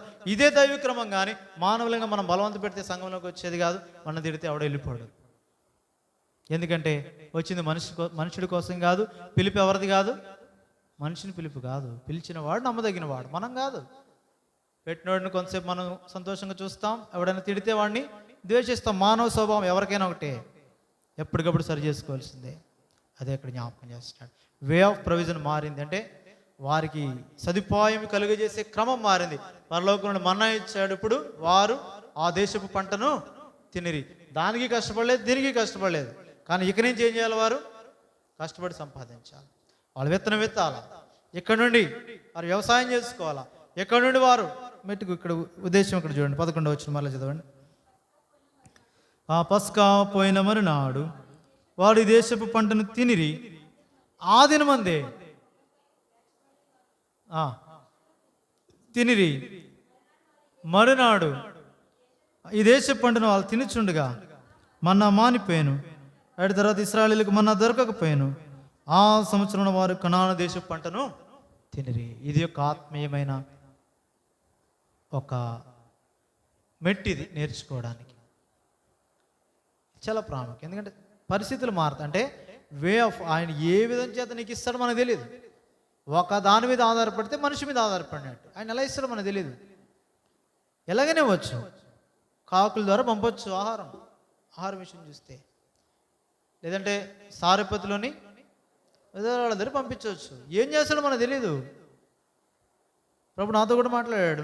ప్రభు నన్ను బయటికి తీసుకొచ్చిన తర్వాత. కాబట్టి ఎట్లయినా ఆయన ఇష్టం అది. నీవు దానికి నేనేంటి ఎక్కడ ఉండడం ఏంటి, నేనేంటో ఒక ఆడావిడ మీద ఆధారపడడం ఏంటి, నేను వెళ్ళిపోలే, నాకేంటి కాకులు ఇచ్చేది ఏంటి అనలే. దేవుడు ఏం చెప్తే చేయడం అంతే. ఆయన సేవకుడు, ఆయన పనిచేస్తాడు. పౌరుషం కలిగిన వాడు ఎవరి సన్నిధి నేను నిల్చున్నాను అంటాడు. పౌరుషం కలిగిన సేవకుడు చేయవలసిన పని. సేవకుడు అంటే మనమే కదా, అదే పలుమార్లు చెప్తున్నాం. అందరం చేయాలా. క్రైస్తవులంగా ఆ పౌరుషం నీకు నాకు ఉండాలి. రాజీ పడిపోయేది కాదు. అది విద్యలో కావచ్చు, వివాహ విషయాల్లో కావచ్చు, ఉద్యోగ బాధ్యతల్లో కావచ్చు, రాజీ పడిపోవడం కాదు. నిలిచుండి చూడు. ఈవెన్ పరిచర్యలో కావచ్చు, పరిచర్య ధర్మంలో కూడా కావచ్చు, రాజీ పడే ప్రసక్తి లేదు. రాజీ పడ్డావా భౌతికంగా అందరూ మెచ్చుకోవచ్చు, సంతోషంగా కార్యక్రమాలన్నీ జరిగిపోవచ్చు, నీ ప్రభు నీతో రాడు. ఇంకన్నీ ఉండి ఆయన లేకపోతే ఏం ఉపయోగం? అందుకే అంటాడు, నువ్వు నాతో రాని ఎడల మమ్మల్ని ఇక్కడ నుండి తీసుకుని పోవద్దు. అప్పుడు అన్నాడు ఆయన, నా సన్నిధి నీకు తోడుగా వచ్చు, నేను నీకు అయినా మళ్ళీ అన్నాడు, నువ్వు మాతో వచ్చటం వల్లనే కదా ఈ లోకంలో, ఈ ప్రపంచంలో, ఈ యొక్క ప్రజలు అందరిలో మేము ప్రత్యేకమైన ప్రజలుగా ఉంటాం. నువ్వు మాతో రావాల్సిందే.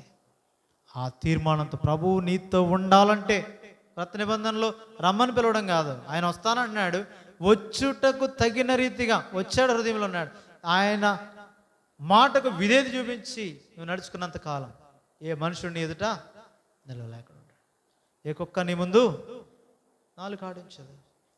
ఒకవేళ వాళ్ళు అరుచుకుని ఉండొచ్చు, దేవుడు చూసుకుంటాడు. అవన్నీ ఏమైనా చేయొచ్చు, నీకు కీడు చేయొచ్చు అంటాడు కదా పౌలు. అదే గతంలో చూసాం, అలెగ్జాంద్రను కాంచరవాడు నాకు చాలా కీడు చేశాడు, వాడేదో టాక్టిక్స్ ఉపయోగించాడు. అయితే సాతాను తంత్రములను, అందుకే కొరింథీ పత్రికలో మాట వాడాడు, సాతాను తంత్రాలు నేను ఎరిగిన వాడిని కాదు 2వ అధ్యాయంలో, ఎందుకంటే మీ నిమిత్తం దేవుని ఎదుటి వాడిని క్షమిస్తున్నాను, నేను ఏమైనా క్షమించుంటే మీకోసం దేవుని ఎదుటి వాడిని క్షమిస్తున్నాను అంటాడు. సాతాను తంత్రం, ఎందుకంటే సాతాను తంత్రములను మేము ఎరిగిన వారం కామంటాడు. దేవుని వలన నియమించబడిన వారి పౌరుషం అది. ఎందుకంటే వాడు ఆయన దేవుని చిత్త ప్రకారం వెళ్తాడు కాబట్టి. రాజీపడ్డ పౌలు ఏ విషయంలో రాజీపడతాడు? పడడంతే. మరణానికైనా ప్రాణాన్ని ఇచ్చేస్తాడు, అంతే. మరణానికైనా శరీరాన్ని ఇచ్చేస్తాడు. అవసరం లేదు, ఎందుకంటే నా ప్రభు నాకున్నాడు. నా మట్టుకైతే బ్రతుకుడు క్రీస్తే, చావైతే నోటితో చెప్పడం చాలా సులభం, కానీ ఆచరణ చేయడం పౌల్లో కనబడుతుంది. అది ఎక్కడికి మనం చూడడం, అది పౌల్లో కనబడింది. అది అయితే ఇది లేకపోతే అక్కడ ఉంటా. ఇంకా మళ్ళీ ఏమంటాడంటే వాళ్ళని రెచ్చగొట్టేటట్టు ఉంటుంది ఆయన మాట. చంపితే చంపితే మరి విశేషంగా నేను ప్రభుత్వం నాకు మరి మేలు, చస్తేనే మేలు, చంపి నాకు మేలు చేస్తున్నావు అంటే చంపేవాడికి ఎట్లా ఉంటుంది? ఇంకా రెచ్చగొట్టినట్టు మాట్లాడతాడు. కానీ అది నిజం, వేషధారణ కాదు పౌలు జీవితంలో, అది నిజం. అందుకే అంటాడు గలతీ 2:20, నేను ఇప్పుడు జీవించే జీవితము నా కోసం కాదు, నా కోసము ప్రాణం పెట్టినా నా ప్రభువైన యేసుక్రీస్తు విశ్వాసం, దేవుని కుమారుని యందలి విశ్వాసం వల్ల జీవిస్తున్నానంటే అక్కడ నా బ్రతుకు మూలమైన, నా చావు మూలంగానైనా సరే దేవుడు నా శరీరం మీద ఘనపరచబడాలి ఫిలిప్పీ పత్రికలు అంటాడు. ఏమైనప్పటికీ ఈ గురి మనకి చాలా ప్రాముఖ్యం. ఇదే ఎట్నుంచైనా ఆయన సహాయం చేయగలడు. ఆయన దేవుడు అది జ్ఞాపకం చేసుకుంటే నీకు పరలోకం నుండి మన్నా దిగి రావక్కర్లే. మీరు ఆ దేశపు పంటను తింటారు, మీరు సేద్యం చేయలేదు, దాన్ని మీరు నీరు కట్టలేదు, మీరు దాని విత్తనాలే లేదు, కానీ దాన్ని మీరు తింటారు, దాన్ని తిన్నారు వారు. నేను ఆ విషయం దేవుడు అన్నీ సిద్ధం చేస్తాడు. దేవుని ప్రేమించే వరకు అన్నీ సిద్ధం చేసి పెడతాడు, ముందుగా సిద్ధపరుస్తాడు. నీ చేసే పని కూడా సిద్ధపరిచాడు, ముందుగా సిద్ధపరిచిన సత్క్రియలు అంటాడు, అన్నీ సిద్ధం చేస్తాడు. ఇదే చూపిస్తే చాలు. సరే, తర్వాత 13వ వచనం.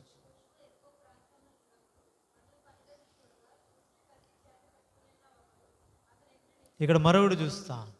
యెహోషువ ఇశ్రాయేలీయులకు ఎట్లా కనబడతాడు మనకి? మోషే నాయకుడిగా, ప్రవక్తగా వారికి కనబడితే యెహోషువ ఆల్వేస్ ఆయన సైన్యాధిపతిగా కనబడతాడు. ఇప్పుడు ఇశ్రాయేలీయుల పక్షమున సైన్యాధిపతిగా ఉంటున్న వానికి ఎవడు కనబడ్డాడు? ఇప్పుడు యెహోవా సైన్యాధిపతి కాబట్టి ముందు చెప్పలేదు, ఆయన కనబడ్డాడు. మిగిలిన వాళ్ళు కనబడ్డా. అదే మనకు అక్కడ చూస్తాం. సంఖ్యాకాండం 22వ అధ్యాయంలో ఎవరికి కనబడ్డాడు? ఒక దూత ఖడ్గం పట్టుకొని ఎవరికి కనబడ్డాడు? తెలిసి చెప్పితే చాలు, చదవసరం లేదు. విలమకు కనబడలే. ఎవరికి కనబడ్డాడు? గాడిదకి కనబడ్డాడు. ఇక్కడ ఎవరికి కనబడలే? యెహోషువకు నేరుగా కనబడ్డాడు. అదే అక్కడ మనం చూడాలి. అదే న్యాయాధిపతుల గ్రంథం 13వ అధ్యాయంలో చూస్తాం. సంసోను యొక్క అక్కడ చూస్తాం. అక్కడ కూడా ఈ ఉద్దేశం ఏమంటే, ఇవన్నీ కోణాల్లో మనం ఎరగవలసింది దేవుని ప్రత్యక్షత 22లో కాదు, సంఖ్యాకాండం 22లో కాదు, కనబడలేదు. తర్వాత కనబడ్డాడు, గాడిద కనబడ్డాడు, అది చూస్తాం. అయితే ఆదికాండం 18వ అధ్యాయంలో అబ్రాహాముకి ఎవరు కనబడ్డారు? అతడు యెహోవా మొదటి వచనం కనబడుతుంది. మొదటి వచనం చదవండి, ఆదికాండం 18:1.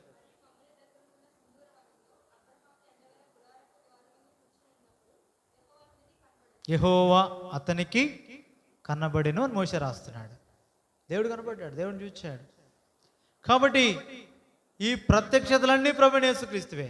ఎందు నిమిత్తం అంటే భూమి మీద మనిషిగా లేదంటే కనబడ్డాడు అంటే తండ్రి ఎవడికి కనబడ్డా ఆత్మ ఎలాగో ఎవరికి కనబడి, ఎవడును ఏ కాలమందైనా ఆయన్ను చూడలేదు. ఆయన చూడలేము, ఆయన స్వరూపాన్ని చూడలేము. చూచాము అంటే తగ్గించుకుని భూమి మీదకి వచ్చేది ఎవరు వస్తారు?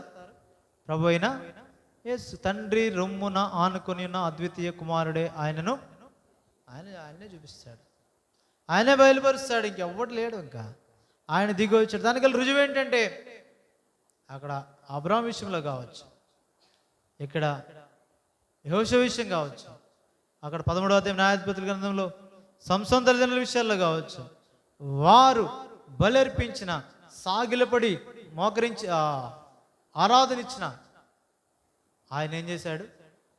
స్వీకరించాడు. ఆయన స్వీకరించాడు అంటే ఆయన ప్రభువైన యేసుక్రీస్తు, ఆయన ఆరాధనలకు యోగ్యుడు. ఆయన స్వీకరించలేదు అంటే దేవుని దూత.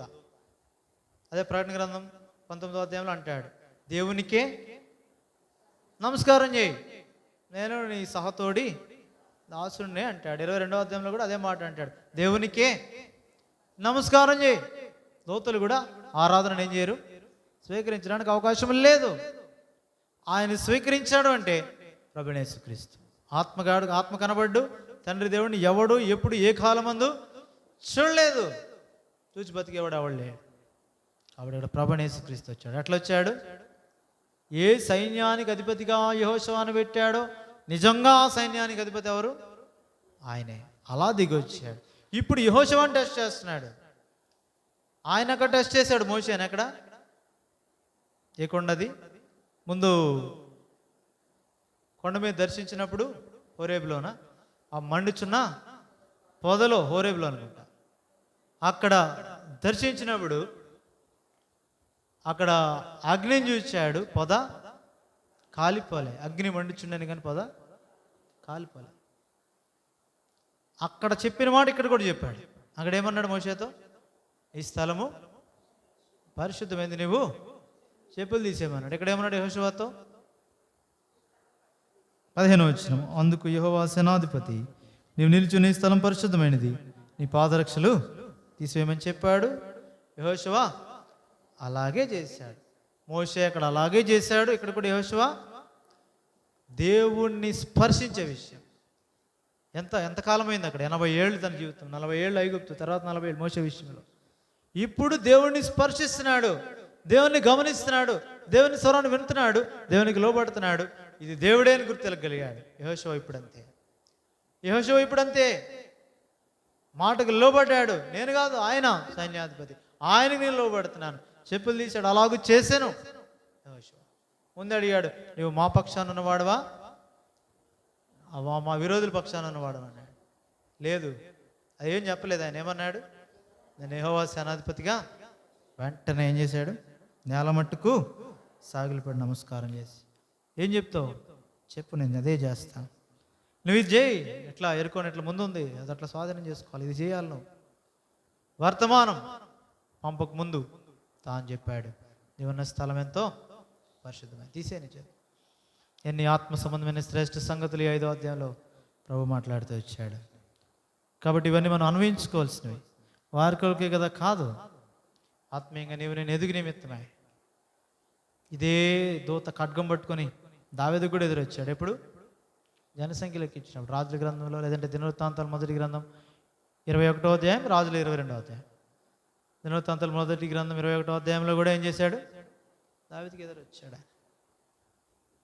అక్కడ దావీదు దేవుని మందిరం కొరకైన సిద్ధపాటు యొక్క క్రమంలో దావీదుకి ఎదురొచ్చాడు. లేదంటే ఆ మనుషులు చంపడానికి వచ్చాడు, చంపుతున్నాడు, దూతను కనుగొన్నాడు దావీదు. ఆ సంగతులు మనకు తెలుసు. జనసంఖ్యను లెక్కించినప్పుడు జాగ్రత్త పడాలి. ఎవరైనా మనశక్తి కాదు.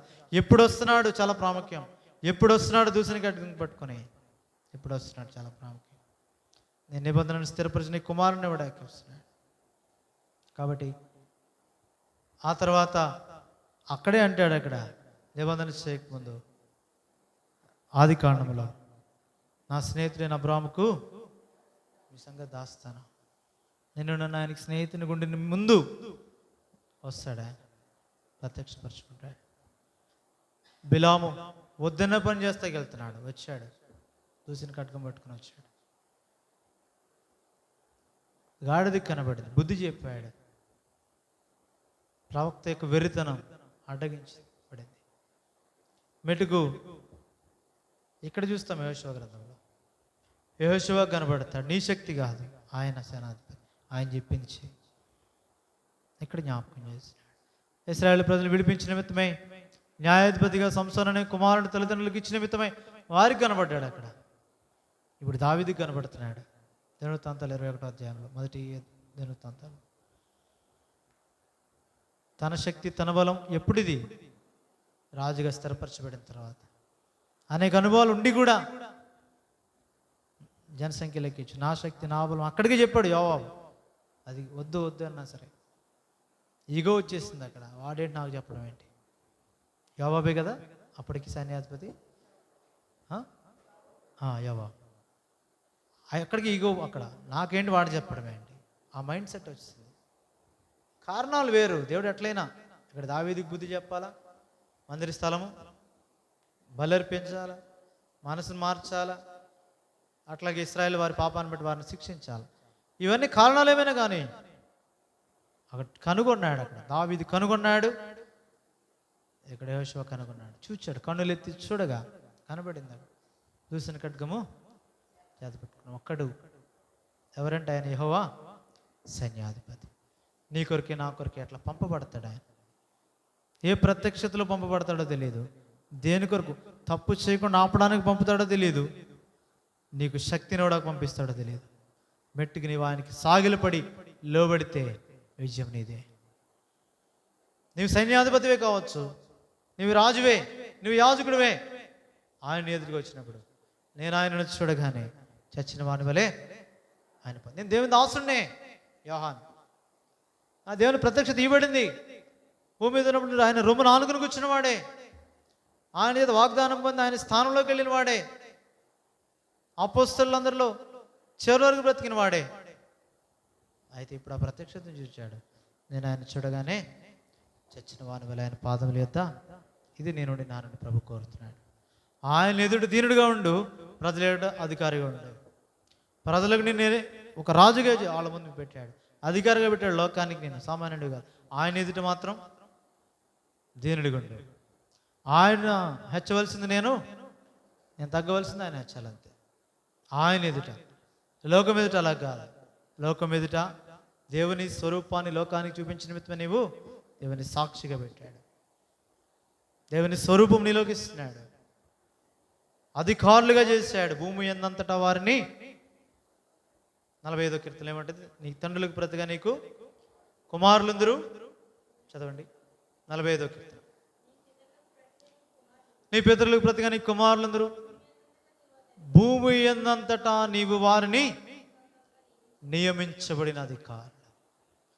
ఈ అధికారము నీవు భూమి మీద చూపించినప్పుడు నీ స్వంత స్వార్థపూరితమైన జీవితం కొరకై ఈ అధికారాన్ని వాడవు. కాబట్టి కావున సర్వజనం ఏం చేస్తారు? సదాకాలం నీకు సర్వకాలం కృతజ్ఞత ఆస్తుతులు నీకు చెల్లిస్తారు. దాని కొరకే ప్రభువును అందరూ ఆరాధించిన నిమిత్తమే నిన్ను నన్ను అధికారులకు భూమి మీద పెట్టాడు. అదే 4వ అధ్యాయంలో ప్రకటన గ్రంథంలో దాని మర్మాన్ని చెప్తాడు. ఒకసారి వాళ్ళ కిరీటాలు ఇచ్చాడు, సింహాసనాలు ఇచ్చాడు, అధికారం ఇచ్చాడు, ప్రభు చుట్టూ కూర్చుని ఆధిక్యత ఇచ్చాడు 24 మంది పెద్దలకి. ప్రభువుని చూడగానే వారు నీవే మహిమ ఘనత ప్రభావాలను పొందనరుడని చెప్పుచ్చు తమ కిరీటంలో ఆయన ఎదుట వేసిరని గుర్తు వచ్చింది. అధికారం గలవాడు, కిరీటం ధరించడానికి యోగ్యుడు, సింహాసనం కూర్చుండకు యోగ్యుడు, జయించేవాడుగా నీవు ఉన్నావు. నిన్ను ఆ స్థాయిలో పెట్టింది దేనికంటే లోకాన్ని ప్రభు వైపు తిప్పి నిమిత్తమై, లోకాన్ని నీ జీవితం ద్వారా ప్రభు మార్గం బోధించిన నిమిత్తమై. అయితే నువ్వు ప్రభు ఎదుటికి వచ్చినప్పుడు ఇవన్నీ ఇచ్చిన వాని ఎదుట ఇవన్నీ నీవే మహిమా ఘనత ప్రభావాలు పొందా. ఇటు మనసుతో ఆత్మయాత్రలో ఈ 5వ అధ్యాయం ద్వారా ఇన్ని సంగతులు నేర్చుకున్న వారమై ముందుగానే భయం పుట్టిస్తాడు. ఎవరైతే శత్రువులుగా ఉన్నారో వారికి నువ్వు వెళ్ళి పోరాటానికి కాదు, రాతిగతులు చేయించుకొని సున్నతి చేయించాలా. దైవ నియమం, దైవ క్రమం, దైవ నియమం కాలం పస్కాను ఆచరించాలి. దానికంటే ముందు ఐగుప్తు అవమానం నీ మీద నుండి దొర్లింపవేయబడాలా. ఆ తర్వాత పస్కా, ఆ తర్వాత నీకు ఏ విధము చేతనైనా పోషించగలడు. పరలోక మన్నయే కాదు, కనాను దేశపు పంటను మరునాడు వారు ఎరుకో మైదానంలో అక్కడ ఉన్నారు. అక్కడ పస్కాను ఆచరించక తిన్నారు వారు. ఆ తర్వాత ఇంకా వాళ్ళకి మన్నా ఇంకెప్పుడు దొరకలేదు, ఇంకా మానిపోయింది. ఇప్పుడు కనబడ్డాడు ఆయన. ఇప్పుడు యెహోషువ కనబడ్డాడు. ఇప్పుడు చెప్పాడు, సైన్యములకు అధిపతికు యెహోవా, లేదంటే యెహోవా సేనాధిపతిగా నేను ఇప్పుడు ఈ సాగిలపడి నెల మట్టుకు ఆరాధించాడు. ఇప్పుడు చెప్తున్నాడు, నువ్వు నిలిచిన స్థలము పరిశుద్ధము. నీవు శరీర క్రియలను ఏం చేయాలి? ఇప్పుడు విడిచిపెట్టాలి. నీవు ఇంకా భౌతిక సంబంధమైన నీ శక్తిని విడిచిపెట్టాలి. ఈ చెప్పులు తీసేయి. యెహోషువ అలాగునా చేశాను. ఈ సంగతులు అన్నట్టు విషయంలో అన్వయించుకుని మనం ప్రభుకు అప్పగించుకున్నట్టు ద్వారా ఈ యొక్క స్వాస్థ్య భూమి మీద పరలోకంలో నిత్యత్వం అనుభవించే సంతోషం ప్రభుతో ఉండి ప్రభు చిత్తానుసారముగా ఆయన కార్యములు చేయొచ్చు. వ్యక్తిగతంగా, కుటుంబంగా, మరి ప్రాముఖ్యంగా సంఘముగా ఆయన మాటే వినొచ్చు. ఆయన మహిమ కొరకే జీవించి ఆయన ఎదుట గొప్ప బహుమానం పొందుటకు తగిన క్రియలు చేయటకే పరిశుద్ధాత్మ మనలను సిద్ధపరచును గాక. ప్రార్థన చేద్దాం.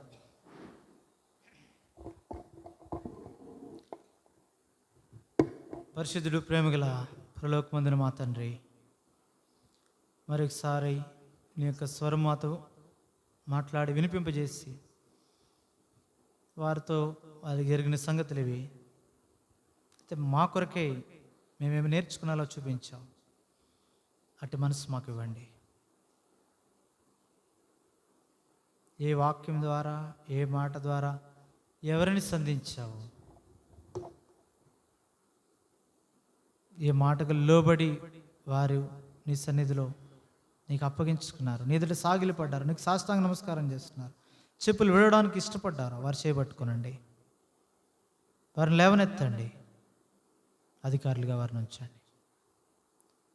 నీతో సదాకాలం ఏలు నిమిత్తమై సహించుటకు సహాయం చేయండి. సహించిన వారమైతే ఆయనతో కూడా ఏలుదమనే వాగ్దానం వారి జీవితాలు స్థిరపరచండి. ప్రతి కుటుంబాన్ని ఆశీర్వదించండి. ఇక్కడ వచ్చిన ప్రజలు నీ వారు నీ దీవెనల ఆశీర్వాదంతో, శాంతి సమాధానంతో, నిమ్మక కాంతితో పంపండి. ఏ తెగులే దృష్టిలో వారిని పట్టుకున్న కృపనివ్వండి. రేపటిదిన ప్రార్థన కొడుకు సిద్ధపరచండి. ప్రత్యేకించి డాడీ కొరకు ప్రార్థిస్తున్నాం. గత 64 సంవత్సరాలుగా ఈ భూమి మీద భద్రపరుస్తూ మరి యొక్క నూతన సంవత్సరం దయక్రీటంగా అనుగ్రహించినందుకు వందనాలు. దేవ, వ్యాధి బాధలు, ఆరోగ్య అనారోగ్య పరిస్థితులు, అన్ని విషయాలు గత దినాల్లో మీరు చాలింది అడుగుండి. దేవ, నీ పనిలో కూడా, నీ మందిర పనిలో కూడా సాక్షికి ఎంతవరకు కొనసాగటకు ఇచ్చిన కృపకే వందనాలు. పతనాల్లో, లోటుపాట్లో కూడా చాలింది అడుగున్నాం. శ్రమల్లో, ఇబ్బందుల్లో కూడా తోడుగా ఉన్నాం. ఆనందకరమైన, సంతోషకరమైన పరిస్థితుల్లో కూడా నీ సన్నిధి ఉంచావు. వీటన్నిటిని బట్టి వందనాలు. ముందున కుటుంబం ఇచ్చిన కుటుంబాన్ని బట్టి కూడా వందనాలు. ముందున దినాల కొరకే కూడా ఈ సంవత్సర కాలం అంతట్లో భద్రపరచండి. నీ చిత్తం ఎరిగి, నీ వాక్యానికి లోబడి, నీ ఆత్మ నడిపింపు చొప్పున కొనసాగించబడి సంఘంలో నీ కొరకైన మేలైన పాత్రగా రాబోయే దినాలు అనేకులకు క్షమార్థకరంగా దేవా, అనేక ప్రయోజనకరమైన అనుభవ దేవా, సందేశం, జ్ఞానము ఏదైతే జీవితంలో అనుభవించిన దాన్ని దేవా సంఘ క్షేమాభివృద్ధి కొరకు ఉపయోగించటకును, దేవ అనేకులకు మేలుకరంగా, దేవ మంచి ఆలోచనకర్తగా కొనసాగించబట్టకును, అనేకుల కొరకు ప్రార్థించేవానికి కూడా దేవా ఇచ్చిన సలాంతును బట్టి దైవశక్తితో ముందుకు కొనసాగించబట్ట కృపనివ్వండి.